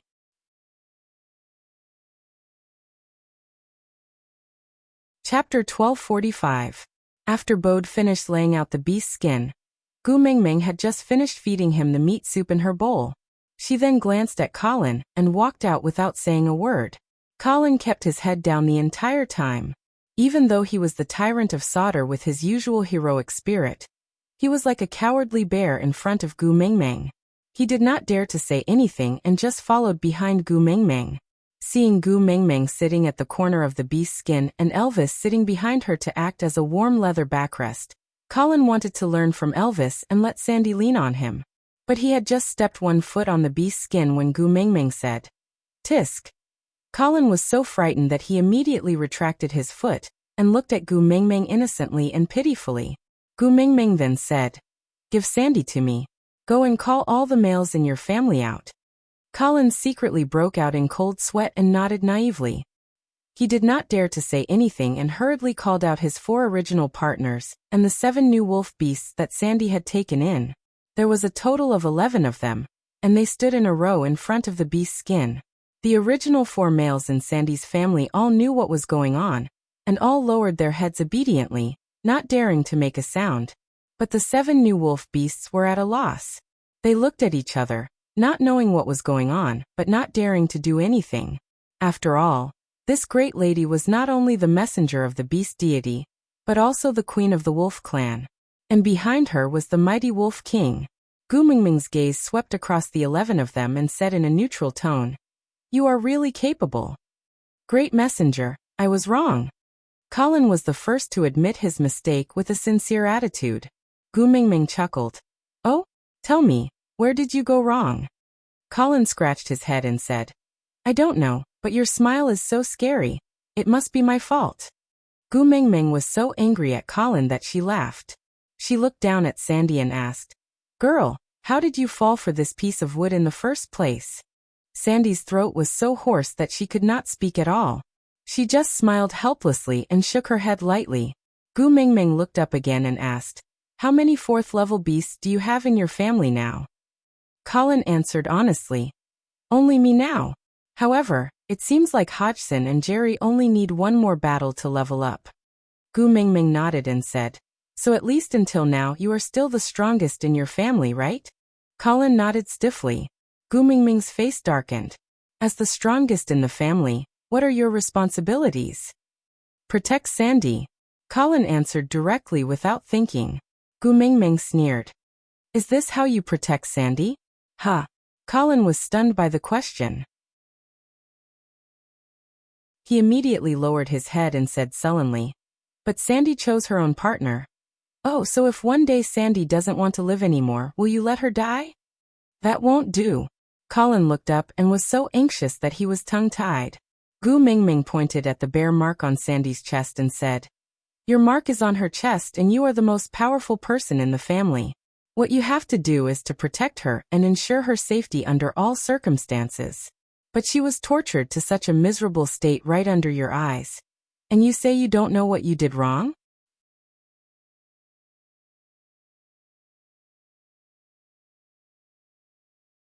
Chapter 1246. There's a next time? Gu Mingming glared at Colin. Colin did not know why he was being glared at again. He pointed at the wolf beast beside him and said, "The 5 of them have not mated yet." This time, it was Gu Mingming's turn to be stunned. After 7 days, they only mated with 2? Damn it. Inhuman. Gu Mingming turned back to look at Elvis in shock. Elvis chuckled and bit Gu Mingming's earlobe. He whispered into her ear, "Now you know how much control I have over myself?" F***K. Every time she was tortured by Elvis and Leah, it was as if every bone in her body had been disassembled and reassembled. And it was actually the result of control. Gu Mingming felt so tired. She ignored Elvis and just looked at Colin. She sighed and said, "Didn't I say it the last time? If you can't protect Sandy, I will bring her away." Gu Mingming, I know I was wrong. I really know I was wrong. Colin immediately admitted defeat and promised, "In the future, when they mate, I will sit at the side and watch. If Sandy can't take it anymore, I will immediately stop and bring her away. I won't let her suffer anymore. I beg you, don't bring Sandy away." The 7 wolves looked at each other. When they first arrived at Sodder, they had already inquired about the general situation here. They knew that Sandy and the Queen were on good terms. They also knew that this 4th-level bear Colin had once been the messenger's guard, and was now Sodder's strongest fighter. Because of his protection, the 2 young masters were not so passive in Sodder.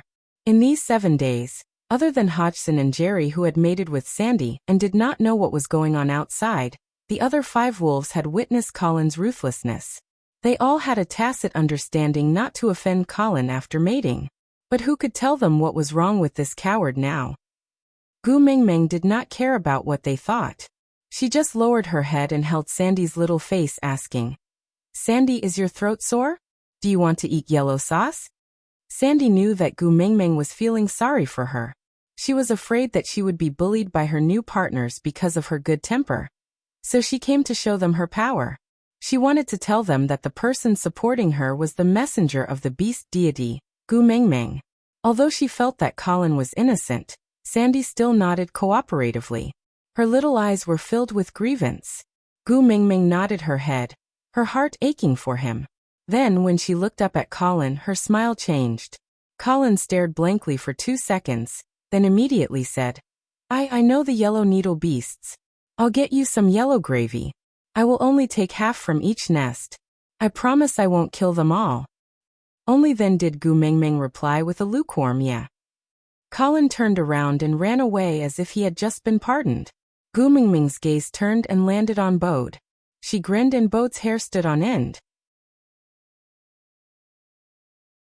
He could not help but take half a step back and lowered his head. "Great messenger, I know I was wrong too. As long as you don't take Sandy away, I'll accept any punishment you say." "Bode, you are Sandy's first partner, but how much longer do you plan to stay in the second rank?" Gu Mingming's words hit the nail on the head, making Bode speechless. When he first mated with Sandy, he was only a level 1 orc. It was only after experiencing so many battles in the past 2 years that he finally rose to level 2. Even so, compared to his current family members, level 2 was still not enough. In the beast world, being weak was a sin.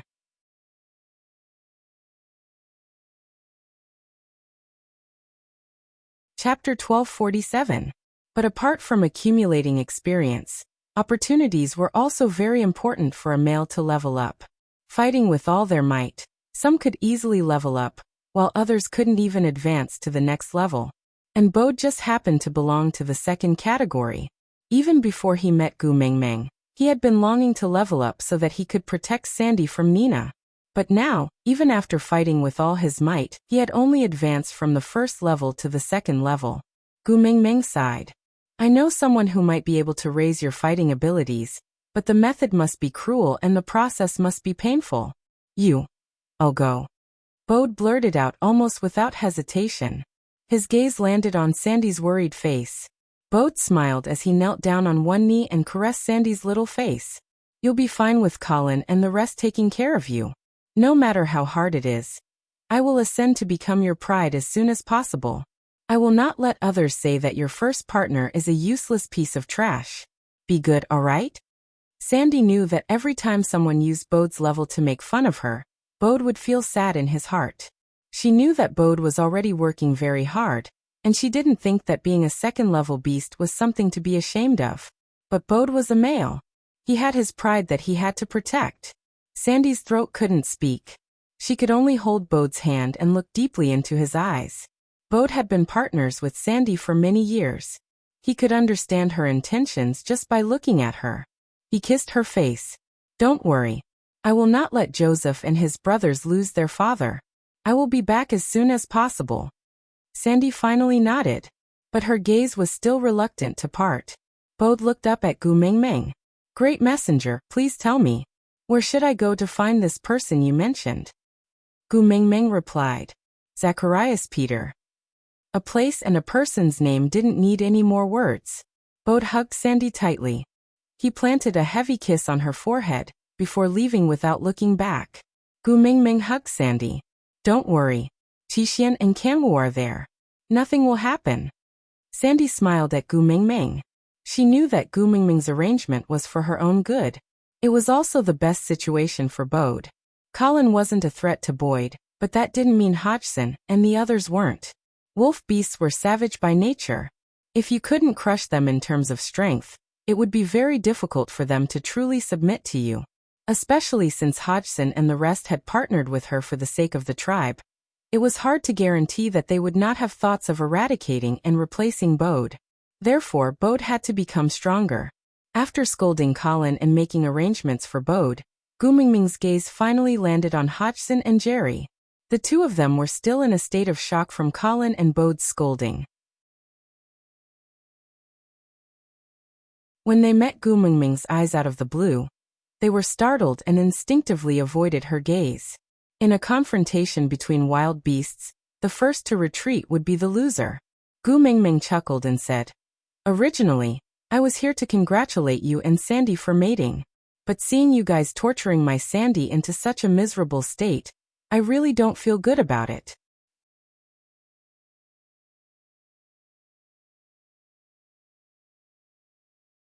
Chapter 1248. I am a very fair person. As Gu Mingming spoke, she placed Sandy's head down from her knees, and even thoughtfully wrapped a piece of beast skin into a pillow to cushion Sandy's head. Then, she patted her lightly before standing up. "You guys have made my precious Sandy suffer, so I will make you guys suffer twice as much in order to appease your anger." Sandy shook her head. Hodgson and Jerry looked at each other, not understanding what Gu Mingming meant. Gu Mingming smiled and clapped her hands. She got into a fighting stance and said, "I heard that both of you are at the peak of 3rd level, and can level up after a fight. I, the Great Messenger, will personally be your sparring partner. You must be grateful." With that, Gu Mingming charged over and punched Hodgson in the stomach. At the same time, she kicked Jerry in the chest. Gu Mingming did not unleash her beast pressure in consideration of Sandy's ability to withstand it. Moreover, she could not unleash her full power as a beast king. Moreover, it was just a small punishment, and she was not really trying to buy someone's life, so Gu Mingming was merciful. How would the two wolf beasts dare to attack their own queen? Didn't they see the Wolf King sitting there staring at them with a kind and amiable smile? If they dared to misbehave, the Wolf King would pick them up and crush them into a pulp. Elvis's warning when they first arrived at Sauter was still ringing in their ears.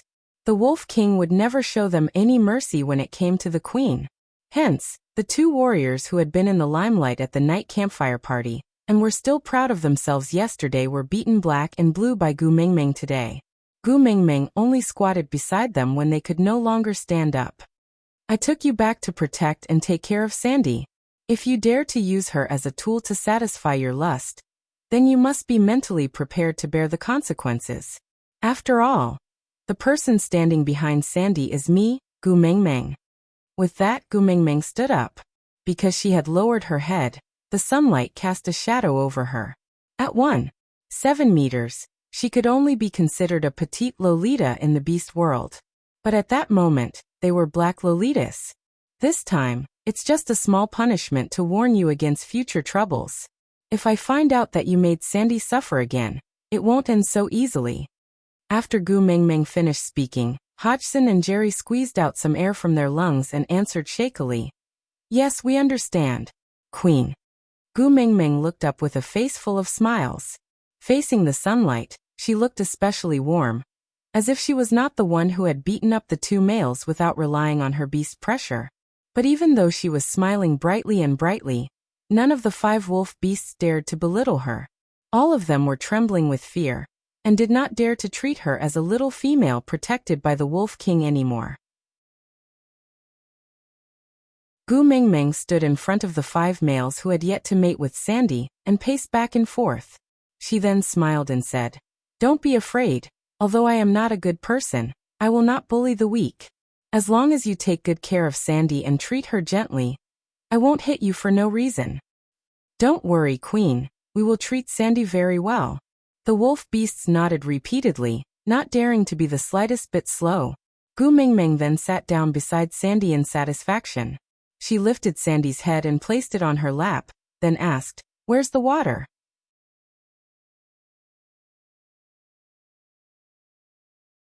Chapter 1249. After Gu Mingming's ruckus, all the males in Sandy's family got along with each other. They no longer doubted why Bode would suck up to Gu Mingming the moment he saw her. They also no longer doubted why Colin would immediately admit defeat when Gu Mingming only glanced at him casually. Yeah, they had to learn from their seniors' experiences. Afterwards, Gu Mingming hugged Sandy and sang dowry once again. This was what Gu Mingming had promised Sandy in the past. She would sing this song for her whenever she mated. As Bode and Colin were not around, Sandy's other old partner, Adali, could only lead the way. Even Hodgson and Jerry, who had been beaten up by Gu Mingming, were supported by others to stand in front of Gu Mingming. Then they bowed and said, "Queen, thank you for not being a male." Gu Mingming smiled. She was already used to this kind of gratitude, even from the initial awkwardness. Every male in Sandy's family would thank Gu Mingming for not being a male, because Leah had said that if Gu Mingming was a male, they would not even have a chance. Gu Mingming said a lot of things to Sandy unilaterally. Sandy clearly could not open her mouth to reply, but the two of them still communicated smoothly by nodding, shaking their heads, smiling and frowning. They chatted happily. When Colin returned with all his bags, he saw 2 of the 7 new wolf beasts sitting at the entrance of the cave on their last breaths, while the other 5 were eagerly waiting on Gu Mingming and Sandy. If Colin had watched court dramas before, he would have thought of an adjective, little eunuch. You're back. Gu Mingming felt refreshed after beating up Sandy. Her smile was much brighter when she greeted Colin. Colin did not hold a grudge against Gu Mingming for teaching him a lesson just now. He just gave her a silly smile and hurriedly mixed the honey into water. He brought out 2 cups, one for Sandy and one for Gu Mingming. Yes, Gu Mingming had a special cup at Sandy's house. After Colin returned, Gu Mingming then handed Sandy over to him to take care of. She then told him about Bode's situation. Before following Elvis back to the stone castle, Sandy's body needed at least half a month to recuperate. Moreover, there were still 5 wolf beasts waiting to mate with her. She probably would not have the time to take care of Dodgy and Kiera before the dry season ended. Meanwhile, Elvis and Leah were adamant that these 2 females must not be brought back to the stone castle. Hence, they could only let their respective fiancés take care of them. Hutta would often have a soft and cute little snow fox lying on his shoulder, docile and obedient. On top of Jiaoyu's head would lie a little lion. Its big eyes were intelligent, lively and adorable. The 3 factions had reached an unprecedented level of harmony because they had managed to rope in Hutta, Jiaoyu and Sandy respectively. They were unwilling to do anything that could break the alliance, and so the situation quickly turned in Hutta and Jiaoyu's favor. After listening to Li's analysis, Gu Mingming started to relax. She believed that she had always felt that Jiaoyu and Hutta could not handle it because of maternal love, and had treated them like children. After a few peaceful days, Elvis and Leah walked out of the stone castle alone one night. Leah, you have to level up as soon as possible, Elvis said in a low voice.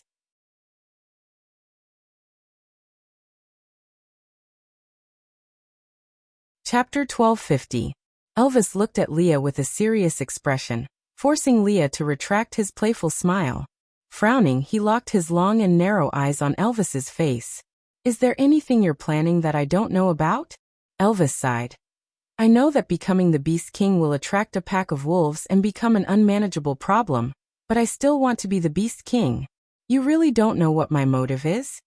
Leah was stunned for a moment, then he turned around. I don't know anything.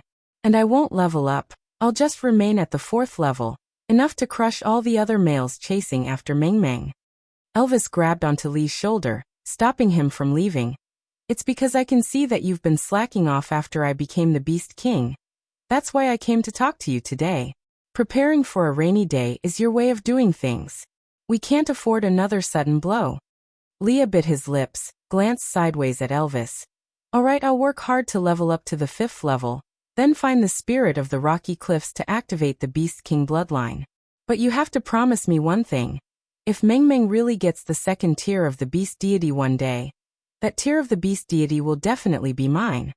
Elvis pursed his lips, not saying a word, his jaw tightened into a straight line. Leah chuckled. I won't level up if you don't promise me. You want to use yourself as an insurance, learn from Snake and sacrifice yourself to use the tier of the Beast Deity to prolong Mingming's life when Mingming is in danger, but you want me to stay behind to bear the consequences when you're the hero. Ha, dream on. Let me tell you, I won't agree. Leah. Elvis frowned. Leah rarely said such irrational words. He was angry. Elvis could clearly feel the anger and uneasiness behind his smile. Leah slapped Elvis's hand away and said, It's not like you don't know how upset Mingming was when Snake died. Let me tell you, I don't have the courage to face Mingming again. I don't want to see Mingming in such pain ever again. So, if you want to give Mingming an insurance policy so that she can live longer in case of an emergency, then I will be the insurance. With that, Leah poked Elvis's chest with his slender fingers and said word by word, "You're her first partner. You should be the one to shoulder the more difficult things. Let me, the beast pet, do the small matter of dying." Elvis nodded. "But the person Xiao Meng likes the most is you. And the person who knows how to make her happy is also you. If one of us has to die in exchange for her safety one day, then the one she likes more should be the one to stay alive. Isn't that right?" Elvis smiled bitterly and said, "Moreover, didn't you always say that you regretted giving Xiao Meng to me back then, causing you to lose her one and only? If I die in the future, you can have Xiao Meng all to yourself again. She has the strength of a beast king now, so she doesn't need any more partners to protect her. You can be with her forever."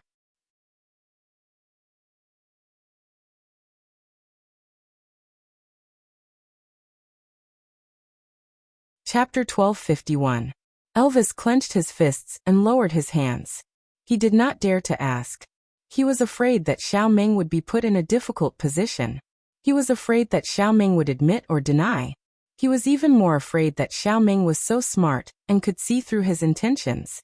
She would know that he was trying his best to advance to Beast King, so that he could use his own life to prolong hers when she was in danger again. He did not want to be helpless when she was on the brink of death again. But this was a selfish decision. Death was such an easy thing. The one who was forced to live was the one who would be tortured. Wasn't Snake's death already demonstrated once? Leah was right. He used himself as the golden elixir to save Gu Mengmeng and became a hero. But Leah, who stayed behind to comfort Gu Mengmeng, had to endure her unbearable pain. He was not afraid of death, but he was afraid of Gu Mengmeng's frown. Leah suddenly stopped in his tracks. He turned around and smiled at Elvis. "You also know that I am a fox." Elvis was stunned for a moment. He did not quite understand what Leah meant. Leah placed an arm on Elvis's shoulder. He smiled slyly. "It is in my nature to be sly.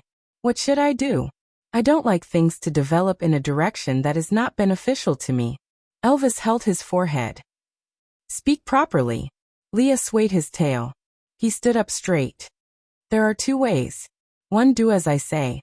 I will work hard to advance to the peak of 5th level.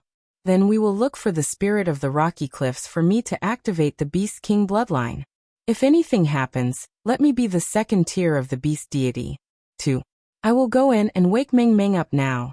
I will tell her your plan, and let her teach you a lesson." Elvis hesitated but pretended to be calm. "You said that it will only make Xiao Meng sad. You won't do anything that will make her sad, right?" Leah shrugged. "I am not the one doing the things that will make her sad. If I don't report what I know, I will be treated as an accomplice. So you decide. Do you want us to work together and hide this matter? Or do you want me to be a traitor and betray her?" Leah. Elvis felt rather helpless. Other than fighting, it was too difficult for him to win Leah. Leah flipped himself over and stood side by side with Elvis. His shoulders leaned against the wall, and the moonlight elongated their shadows. He said calmly, "If I also level up to become a Beast King, then there will be 3 Beast Kings in the entire beast world, all gathered in our house. Under such circumstances, if someone wants to hurt Xiao Meng, what do you think the probability of success is?" Elvis understood that Leah was right. 1 Beast King was already invincible.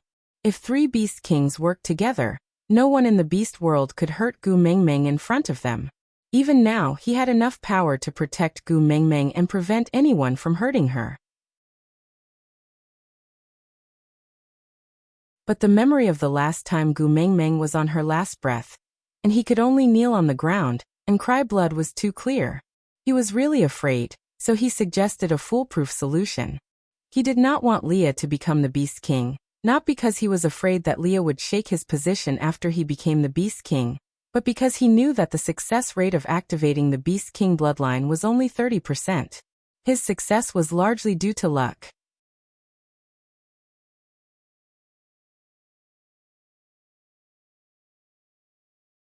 Chapter 1252. If you don't choose, I will go in and call Meng Meng, Leah said, and was about to enter the house. "I promise you." Elvis instinctively pulled Leah back, but the moment he said that, he gave a bitter laugh helplessly. I, the first partner, am still being led by the nose by you. Leah chuckled. That's because you know what I said is right, and my strategy has always been the most comprehensive. Don't worry, Ming Ming is a female that I have spent a lot of effort to get back. Unless I have no other choice, I can't bear to abandon her to die. Elvis nodded. The best scenario is that the two of us can protect her forever and not let her get hurt. Leah nodded and said, All right, there's nothing else, right? If you are willing to stay here and admire the night view, you can continue. I am going in to hug my Ming Ming to sleep. Elvis chuckled and didn't reply. He just followed Leah back into the stone castle. Perhaps their worries were groundless, or maybe it was because Gu Mingming's near-death experience had such a huge impact on them that after experiencing the fear of losing her, they could no longer bear to see her get hurt or bleed. So if she had a nosebleed, they would almost go crazy. If she had a thorn in her hand, their hearts would ache for a long time. So before they found the love of the sky, they would never let her have children. Gu Mingming didn't know about the conversation between Elvis and Leah. The latter part of the dry season was busier. Sauter's tribe was now more than 10 times its original size, and the population was increasing exponentially. That well was still not enough to supply everyone with water. Eventually, they could only collect water by family, with those with cubs taking priority. Sandy's family became the first family to collect water every day, because not only did they have cubs, they also had 2 female cubs under their name. Gu Mingming expressed that she had no objections, so naturally no one dared to say anything. As a result, Sandy's status in Sauter had unknowingly changed. Sandy herself did not realize it, but other than herself and Gu Mingming, everyone else's attitude towards Sandy had become more cautious and respectful. Just as Huda and Jiaoyu were busy with the matter of the water source, an unexpected visitor came to Sauter. This visitor who descended from the sky caused quite a commotion in Sauter, because the aura he exuded was too sharp and did not fit in with the people around him. A sharp glint flashed past his eyes, making people want to retreat. This sharpness had nothing to do with his level. He clearly didn't release any beast pressure, but it was enough to make people tremble. Oh. Elvis looked lazily at the wild wolf who came to report and frowned. He turned to Leah and said, There are 2 beast kings here, and there is still someone who dares to barge in alone. Leah stood up and patted the dust off his body. I'm afraid they don't have good intentions. You accompany Ming Ming. I'm going to meet the guest. As Leah had interacted with Elvis for a long time, he could understand the wolf's language. Hence, he did not need Elvis to translate for him to know what the wild wolf had said to him. Gu Mingming, on the other hand, was like an outsider as she stared at her 2 males speaking in riddles. She turned around and asked, What's wrong? What kind of person was that? Stray beasts?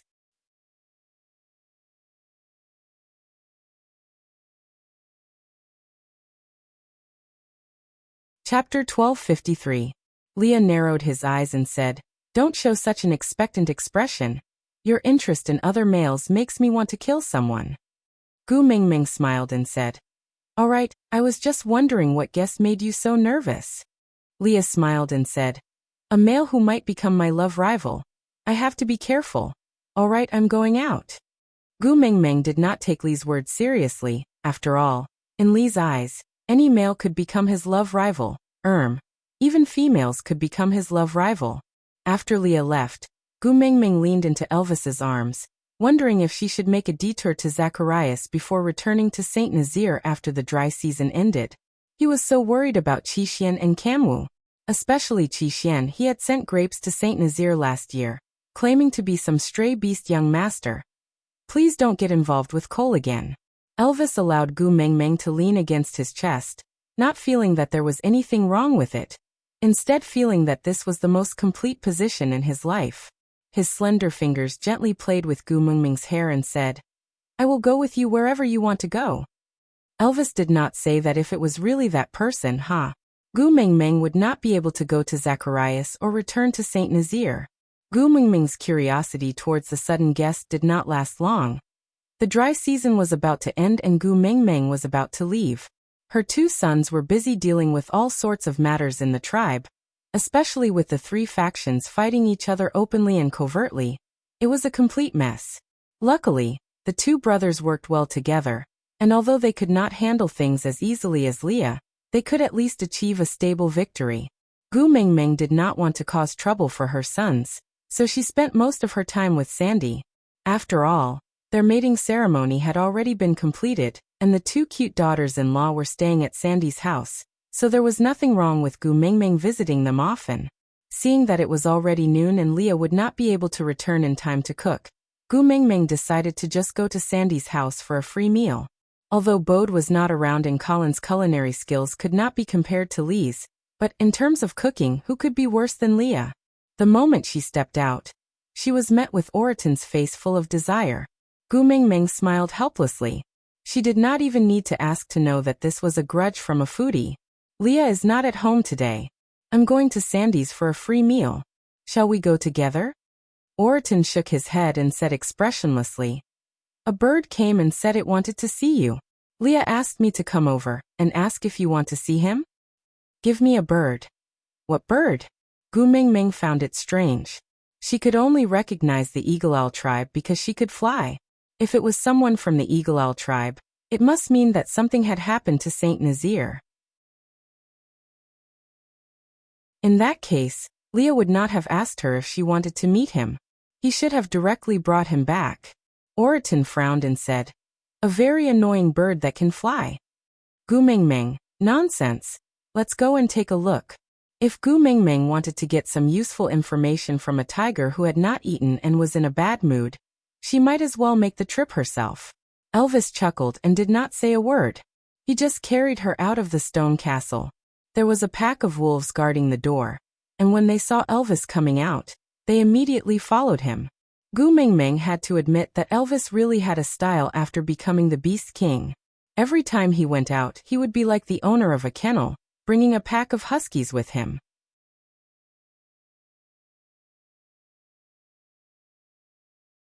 Chapter 1254. The moment she entered the stone house, Gu Mingming felt that the atmosphere was not quite right. Leah and another person she did not know were standing face to face. That person was expressionless and had a cold demeanor. Even though they were wearing the same beast skin dress, he exuded an aura of abstinence, making one want to kneel down and shout, Master, I am Xiao Gu. The feathers on both sides of his ears proved his identity. Yeah, he was a bird. Those feathers were different from those of the Eagle Owl tribe. They were dark gray with dark patterns. Gu Mingming could not recognize what bird feathers it was, so she could not determine which tribe he belonged to. But Lee's smile was so warm that Gu Mingming's hair stood on end. For Leah to smile like that, it was obvious that the birdman standing opposite him had made him very angry. Gu Mingming was placed on a stone chair by Elvis. Elvis stood quietly behind her to guard her, not saying a word. Seeing that Gu Mingming had returned, Leah also stood back and waved his tail. Mingming, let me introduce. This is the current leader of the renowned vulture tribe, Gregory. Gu Mingming's eyes widened. Vulture tribe. She had fallen into an endless cycle of not being able to see the vulture tribe, if she did not ascend the mountain.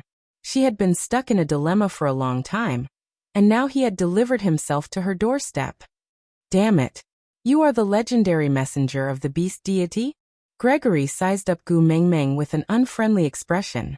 Gu Mingming was taken aback by Gregory's attitude. Her father had clearly said that the vulture tribe was the tribe closest to him, so she could show off her father's reputation. But this person in front of her did not seem to buy it. I am. Gu Mingming gave a simple reply. She decided to stay the same, and see what the other party's intentions were. Gregory looked at Elvis and then at Leah. Finally, his gaze landed on Gu Mingming. There was not much expression on his face, but it was different from Oraton's poker face.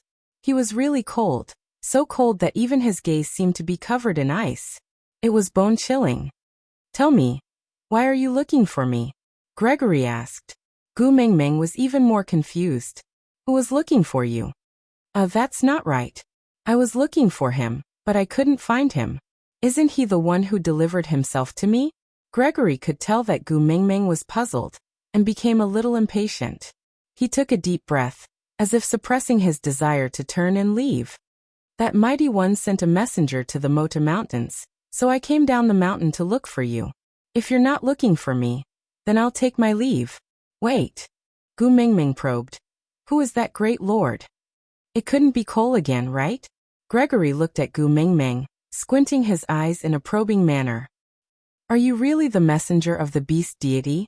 Worth the price? Gu Mingming was very confident about this. Gregory did not agree and said, Since you are the messenger of the beast deity, how would you not know who that lord is? Gu Mingming was at a loss for words. She really did not know who that lord was. Gregory's gaze landed on Elvis's chest.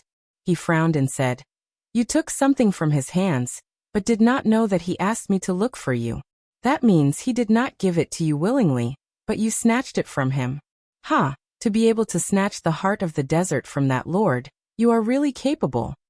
Heart of the desert? Gu Mingming instinctively looked at Elvis's chest, where the red spider lily was blooming.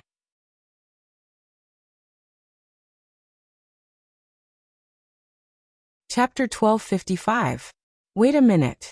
Seeing Gregory turning to leave, Gu Mingming said, Although I don't remember who that great lord you are talking about is, but I do have something to discuss with you.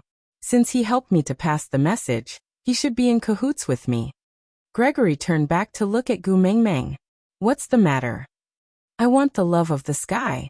Gu Mingming straightforwardly stated her motive. Gregory looked at Gu Mingming for a long time. You can't go up to Mota Mountains.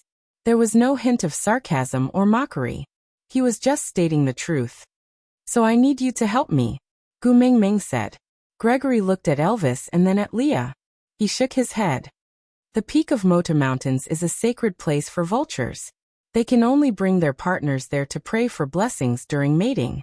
Other than that, no outsiders are allowed to enter. So if you want to enter, you can only climb up yourself and defeat all the guards along the way. Gu Mingming was considering the feasibility of this plan when Gregory continued. But Mota Mountains are very steep. There are sharp rocks at the foot of the mountain. Based on your and your partner's abilities, you should be able to handle it. But starting from the middle of the mountain, it is a smooth cliff without any footholds. Unless you can stick to the mountain walls like a lizard, you will definitely not be able to continue climbing. Stick to the mountain walls like a lizard. Gu Mingming's brain was working furiously. She was trying to think of an alternative plan. But before she could come up with one, Gregory continued. Based on your wolf partner's abilities, he will need more than half a day to cross the middle of the mountain at his fastest speed. And if you want to climb up the mountain, a conservative estimate is that you will need to climb for 3 to 10 days. During this period, you will not have any food, water, or rest. You will also have to face the constant attacks from the birds guarding the mountain. If you slack off for even a moment and fall, the 10,000 blade stone knife at the foot of the mountain will kill you. 3 to 10 days without eating, drinking, sleeping, or resting. You will also have to face attacks and climb up the smooth cliff without any footholds. This was something that was simply impossible to achieve. Even if you manage to do it, the real test will only begin after you cross the middle of the mountain. Because the closer you get to the peak, the lower the temperature. The winter you usually spend on land is like a greenhouse compared to the climate on the mountain top. Accompanied by the low temperature and howling winds, the snow is like countless sharp claws cutting into your body. One of your partners has the advantage in terms of strength, while the other has the advantage in terms of race, so they can probably last for 2 days. As for you, you don't have a hard and thick fur to resist the cold and wind, so you can only last for half a day at most before you freeze to death. Grace's emotions were calm throughout the entire process. He was like an expert deducing a mathematical formula. Every word he said was precise and professional, which was very convincing. Gu Mingming had the relevant psychological knowledge from Wang Xiaoxin. She could judge from Gregory's body language and micro-expressions that he was not exaggerating. Every word he said was the truth. So, even if the 3 of them risked their lives, they would not be able to ascend Mota Mountains. Was that what he meant? That's why I said I need your help, Gu Mingming said.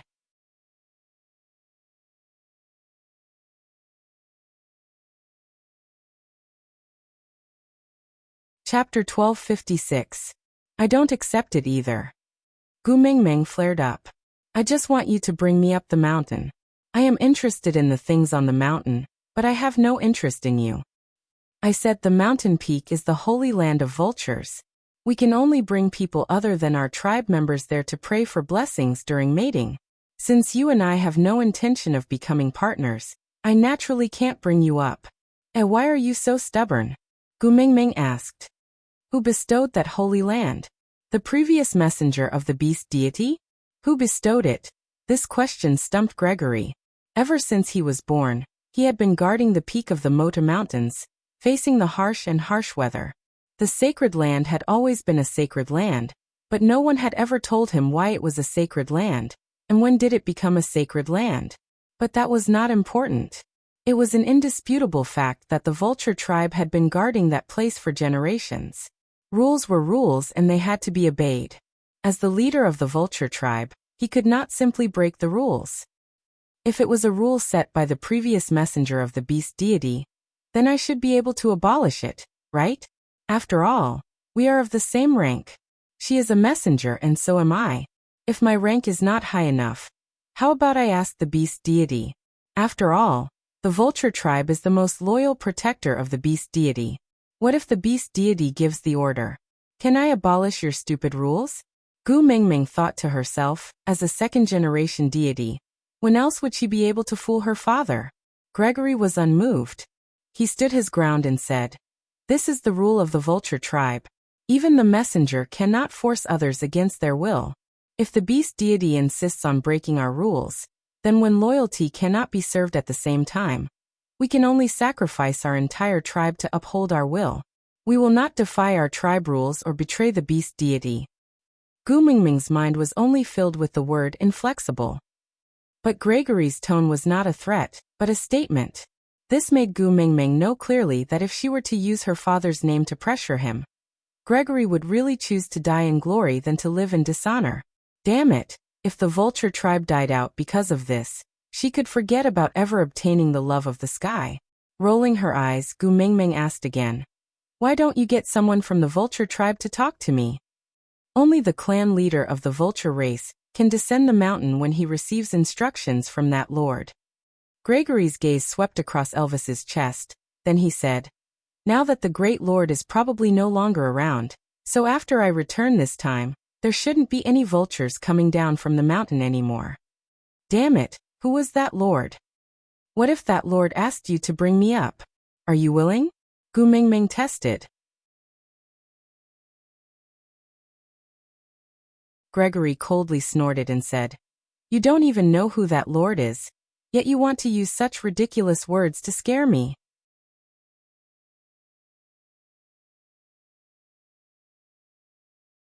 Chapter 1257. Gregory furrowed his brows, seemingly unwilling to do so. He didn't like fighting with land beasts. They were crude, barbaric and filthy. The smell on their bodies was unbearable.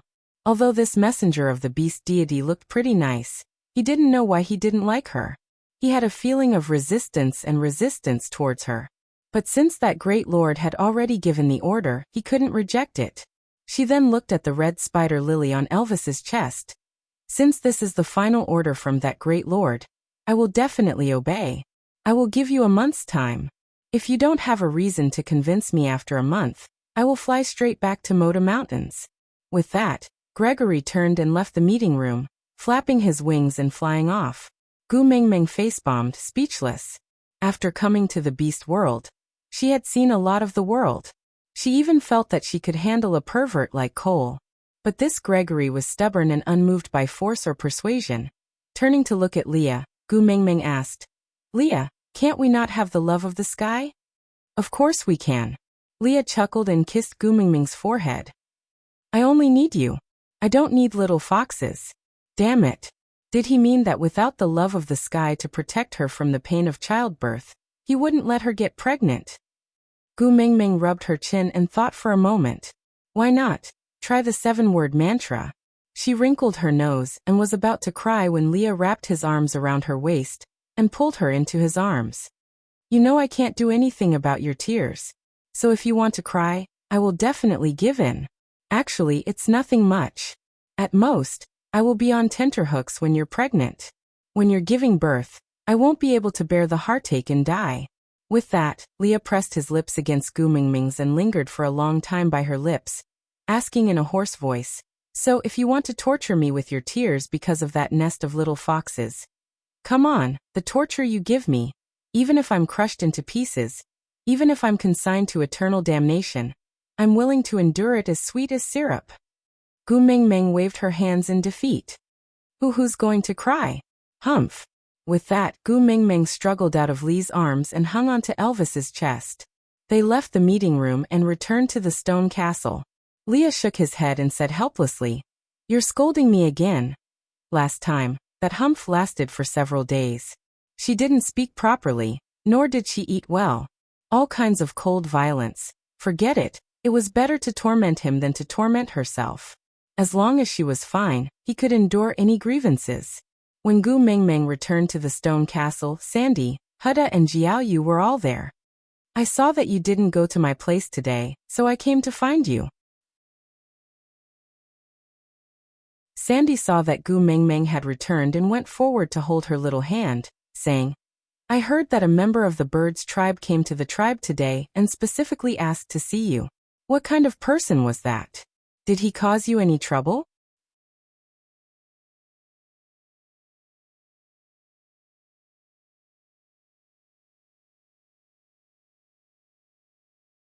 Chapter 1258.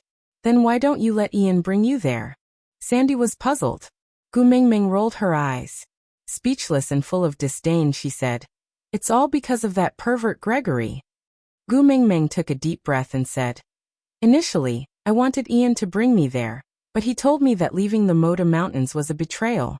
If I went any closer to the Moda Mountains, I would be attacked by the other birds guarding the mountains. They would not rest until they were dead. And the leader of the Mota Mountains is Gregory from the Vulture tribe. Do you think there's something wrong with his brain? I already said that I can ask the beast deity to abolish that whatever tribe rule, so that they don't have to endure so much hardship guarding the mountains. Not only did he not appreciate my kindness, he even said that if the beast deity forcefully interfered, their entire tribe would be sacrificed to ensure both loyalty and justice." Sandy had always been on the same side as Gu Mingming, and could not bear to see anyone making her angry. Looking at Gu Mingming's seething anger, Sandy also chimed in. "Isn't he just a third-level bird man? What's there to be so arrogant about? How about this? I'll ask Colin to bring Hodgson and Jerry to tie him up and beat him up until he's willing to bring you up obediently, all right?" Gu Mingming shook her head and said, "If force works, I'll beat him up myself. The point is that if I go up into the sky, I'll be handing my life over to him. If he wants to play any tricks, he just needs to let go in the sky and I'll be finished. So he must be the one who willingly brings me up." Sandy thought about it and agreed. Even if he was scared of being beaten up and agreed to bring Gu Mingming up, what if he took revenge in the sky? By then, no one would be able to protect Gu Mingming. It was too risky. This would not do. Why not you mate with him? There's nothing wrong with having one more partner. The moment she said that, the temperature in the room dropped by 8 degrees. Elvis's and Li's faces turned darker than a millstone. What if Gu Mingming really took in that birdman just to give birth to a nest of little foxes? In front of Wings, Elvis and Leah had no advantage at all. Would they be able to compete for his favor in the future? That guy didn't look weak. After mating, he should be able to reach level 4, or even level 5 immediately. So when he found the spirit of the rocky cliffs in the future, should he activate the bloodline of the Beast King? Elvis and Li's thoughts had already flown to the horizon, but Gu Mingming could not be bothered with them. She just pouted and shook her head saying, "He doesn't like me, and I don't like him either. He dares to look down on you." Sandy immediately exploded upon hearing that. She dropped the table and stood up. "You are Gu Mingming." She was the best female in the entire beast world. He was just a birdman. Why wouldn't he like her? Was he blind?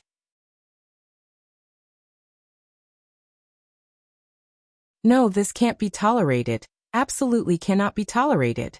Where was that birdman now? I want to reason with him. Gu Mingming wrapped her arms around Sandy's waist and hung onto her like she had no bones. With a wronged look, she said, "I just know that only my baby Sandy knows how good I am." "Yeah, you're enough. The others have no taste and don't know what's good for them. We won't argue with them.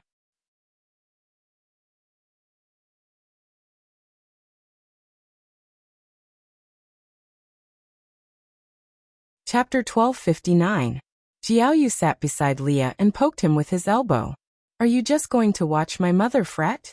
Leah sighed in exasperation. That Gregory is too defensive. Moreover, it's our first encounter today. He's so secretive that I can't figure out his background. We were completely led by the nose in the first round. But Jiaoyu didn't believe him. He raised his brows. Everyone has a weakness. No matter how strong he is, he can't be so secretive. Your mother has fought for a month's time. We have to properly meet this vulture tribe leader in this month.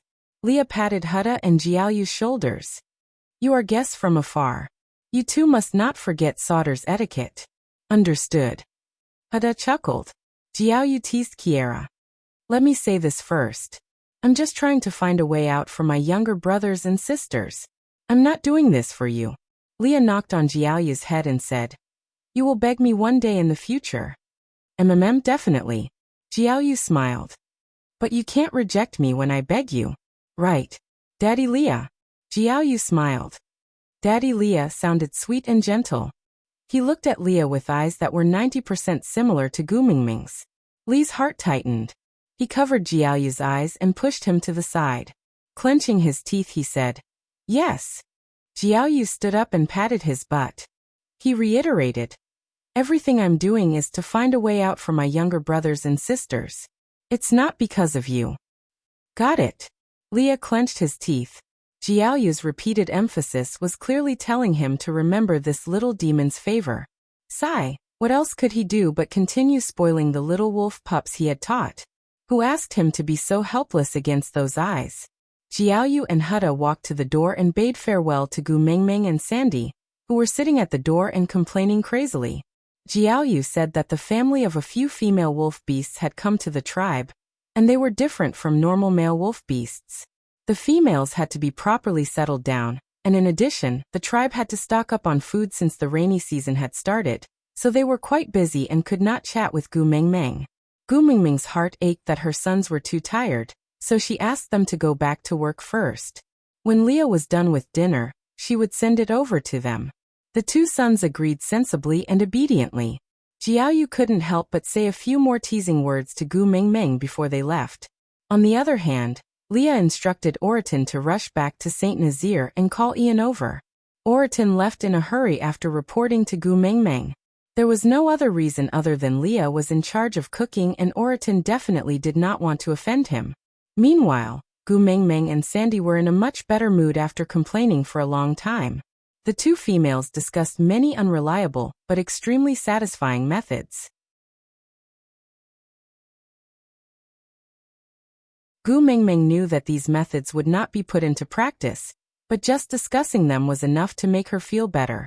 To be honest, other than Elvis, this Gregory was the most arrogant person Gu Mingming had ever met. She felt inexplicably displeased. She really wanted to shatter that expression of abstinence on his face and watch him kneel down and beg for mercy.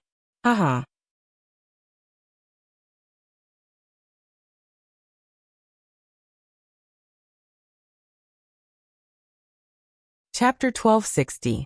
Li's words always made sense, so Gu Mingming gladly accepted Li's suggestion. So in the following 3 days, Gu Mingming had nothing to do. Instead, Leah and Jiaoyu were secretly whispering to each other. Morse code. On the 4th day, Leah returned to the stone castle with a smile on his face. The moment he entered, he opened his arms wide, waiting for Gu Mingming to throw herself into his arms. Gu Mingming didn't know what Leah was up to, but still threw herself into his arms, giving him a welcome home hug. Leah stroked Gu Mingming's little head. I have neglected you these 3 days. Did you miss me? Gu Mingming chuckled. Although Leah was a little busy, he did not neglect her. No matter how busy he was, he would always come back to prepare 3 meals a day. If he could solve a problem outside the stone castle, he would never go outside. At most, he would go to the meeting room when he was plotting something with Jiaoyu. The so-called neglect probably meant that he did not stick to her 24/7. Heartless. Leah pinched Gu Mingming's little face and grumbled. I miss you to death every second we're apart, but you don't even care if I'm not by your side. Am I still your most beloved partner? MMM? Gu Mingming's smile widened. She felt extremely helpless. Li's tone was like a concubine who had been wronged. Gu Mingming felt that she should lift his chin and say something along the lines of, "Come, I will love you dearly tonight. This Gregory has not even married into the family, and I have already fallen out of favor. If you really accept him in the future, will there still be a place for me in this family?" Gu Mingming's face froze. She looked at Leah. What has this got to do with Gregory? I don't like that old cadre at all. Gu Mingming knew that she did not have any masochistic tendencies. With Leah and Elvis, gentle and considerate partners who coaxed her in everything, why should she like that ice block who looked down on her? Moreover, she had said long ago that having two partners had already crossed her bottom line. She would never have a third one. Seeing Gu Mingming's look of disdain, Li's mood became much better. He carried Gu Mingming up and walked to Elvis's side to place her back into his arms. He leaned on her knees and said, "Jiaoyu, that fellow is very capable. He managed to get quite a lot of information from that bird man." Oh, Gu Mingming had always known that Jiaoyu was quick-witted, but she did not expect that even Leah would be led around by the nose by Jiaoyu. Her interest was instantly piqued. "What did you get out of him? Tell me?" Leah swayed his tail lazily and Gu Mingming instinctively reached out to scoop him up. She hugged his white and furry large tail in her arms and stroked it back and forth. Leah felt extremely comfortable from her touch. He squinted his eyes and said, "The vulture tribe is the same as the snow fox tribe. They are the followers of the messenger of the beast deity.